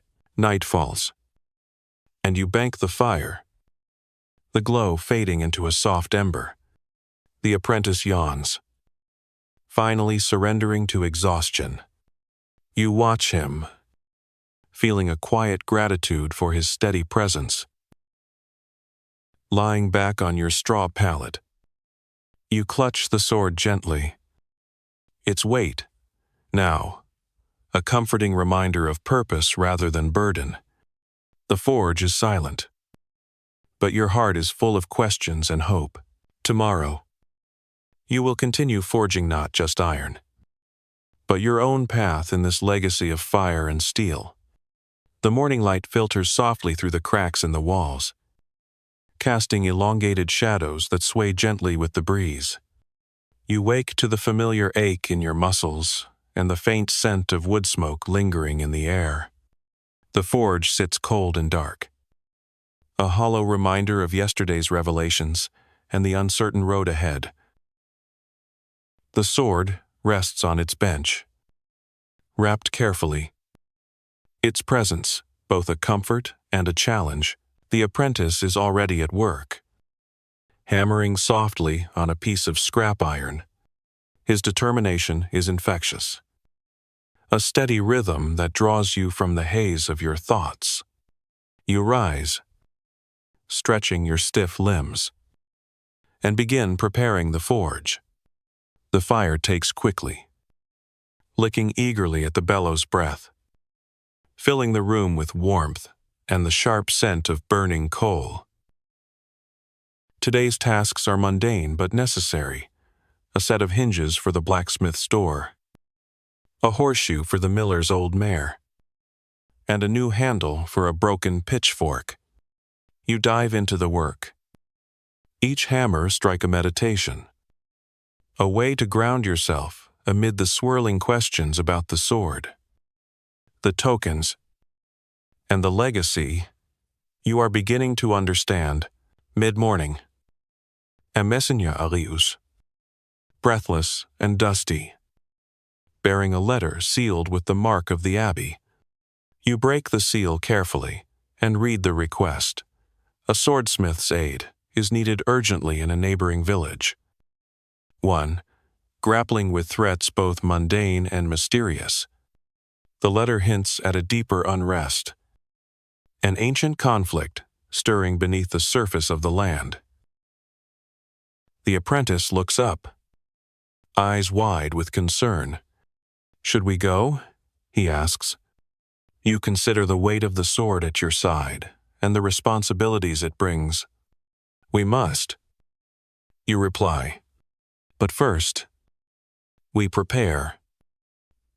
The afternoon is spent gathering supplies, sharpening blades, reforging worn tools, and studying the cryptic book the cloaked woman left. Together with the apprentice, you decipher passages that speak of swords as vessels of memory and power, capable of shaping fate as much as cutting flesh. As dusk falls, you pack carefully, wrapping the sword and tokens with reverence. The forge is quiet now, the last embers fading into ash. The apprentice looks to you, a mixture of excitement and apprehension in his gaze. You place a steady hand on his shoulder. Tomorrow, we begin a new journey, one that will test our skill, our courage, and our bond. That night, sleep comes reluctantly. Your dreams are filled with fire and steel, with echoes of your master's voice, and with the distant promise of battles yet to come.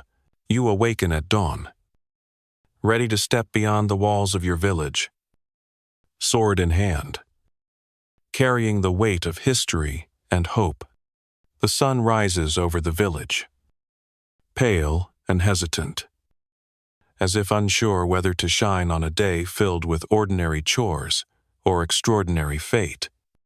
You step outside, the cool morning air brushing against your soot-streaked skin, the familiar smells of damp earth and wood smoke filling your lungs.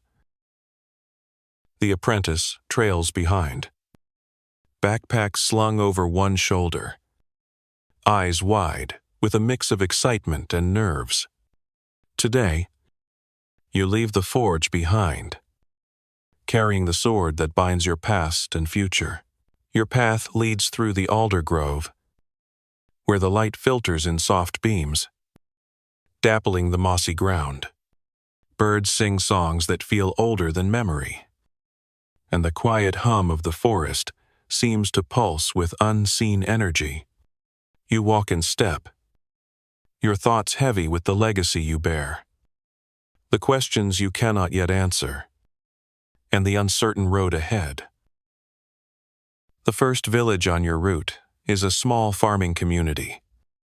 Peaceful but wary, you stop to rest by the well, exchanging greetings with the locals who eye your sword with a mixture of curiosity and reverence. Whispers of a blade that carries history and power have begun to ripple through the countryside, drawing attention, both wanted and unwanted.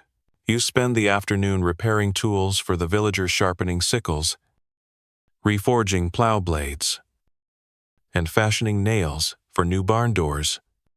The work grounds you, reminding you of the simple, essential crafts that sustain life even amid upheaval. The apprentice works diligently beside you, his hands steady and sure, growing more confident with each strike. As evening falls, you set camp near a quiet stream. The water, murmuring secrets as it flows over stones worn smooth by time. The apprentice tends the fire, humming that familiar tune that has become a quiet thread through your days. You unwrap the sword, running your fingers along its edge, feeling the subtle warmth that seems to pulse with life. The night air is filled with distant howls and the rustle of leaves, reminders that the world beyond your village holds dangers both natural and unnatural. You lie back on the cool ground, eyes tracing the stars, and wonder what challenges await you and whether you are ready to meet them.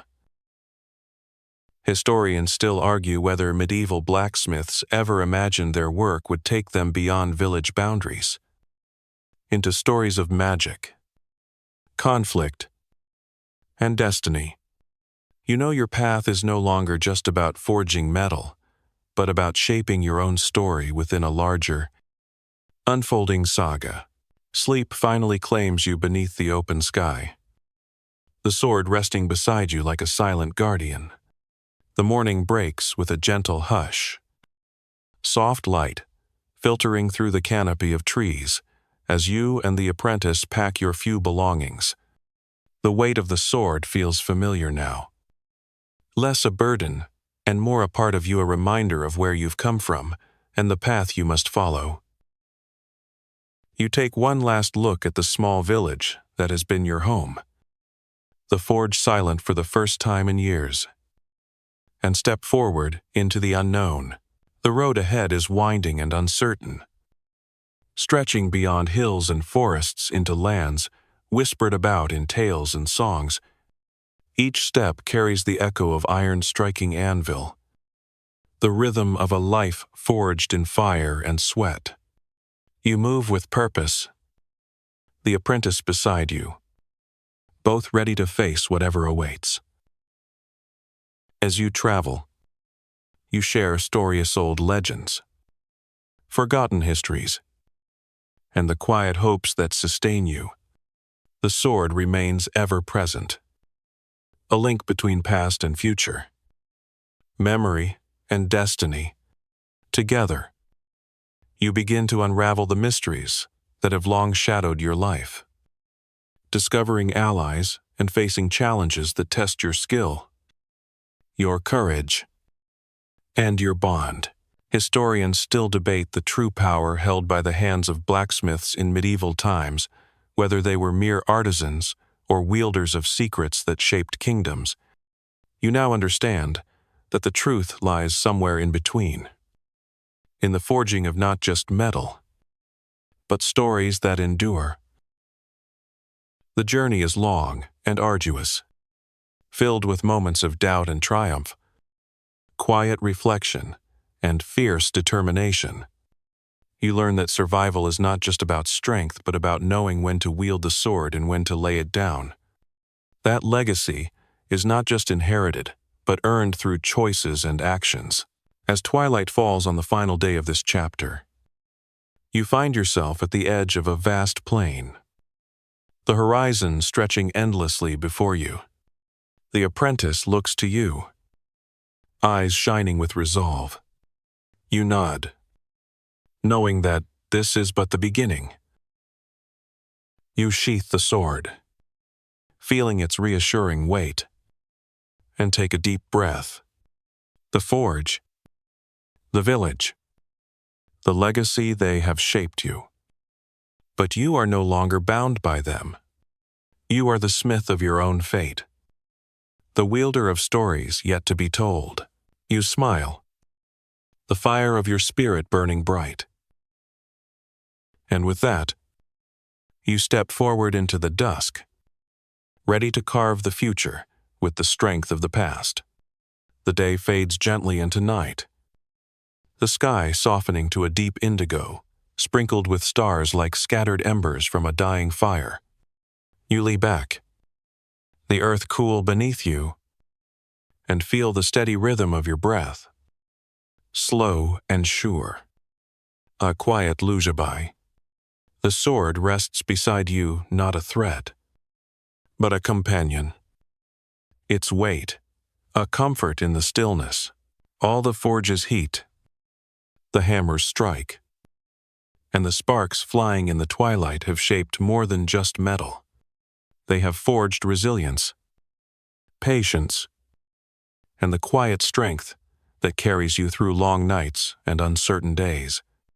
You have walked paths both known and shadowed, held secrets too heavy for words. And still, here you are.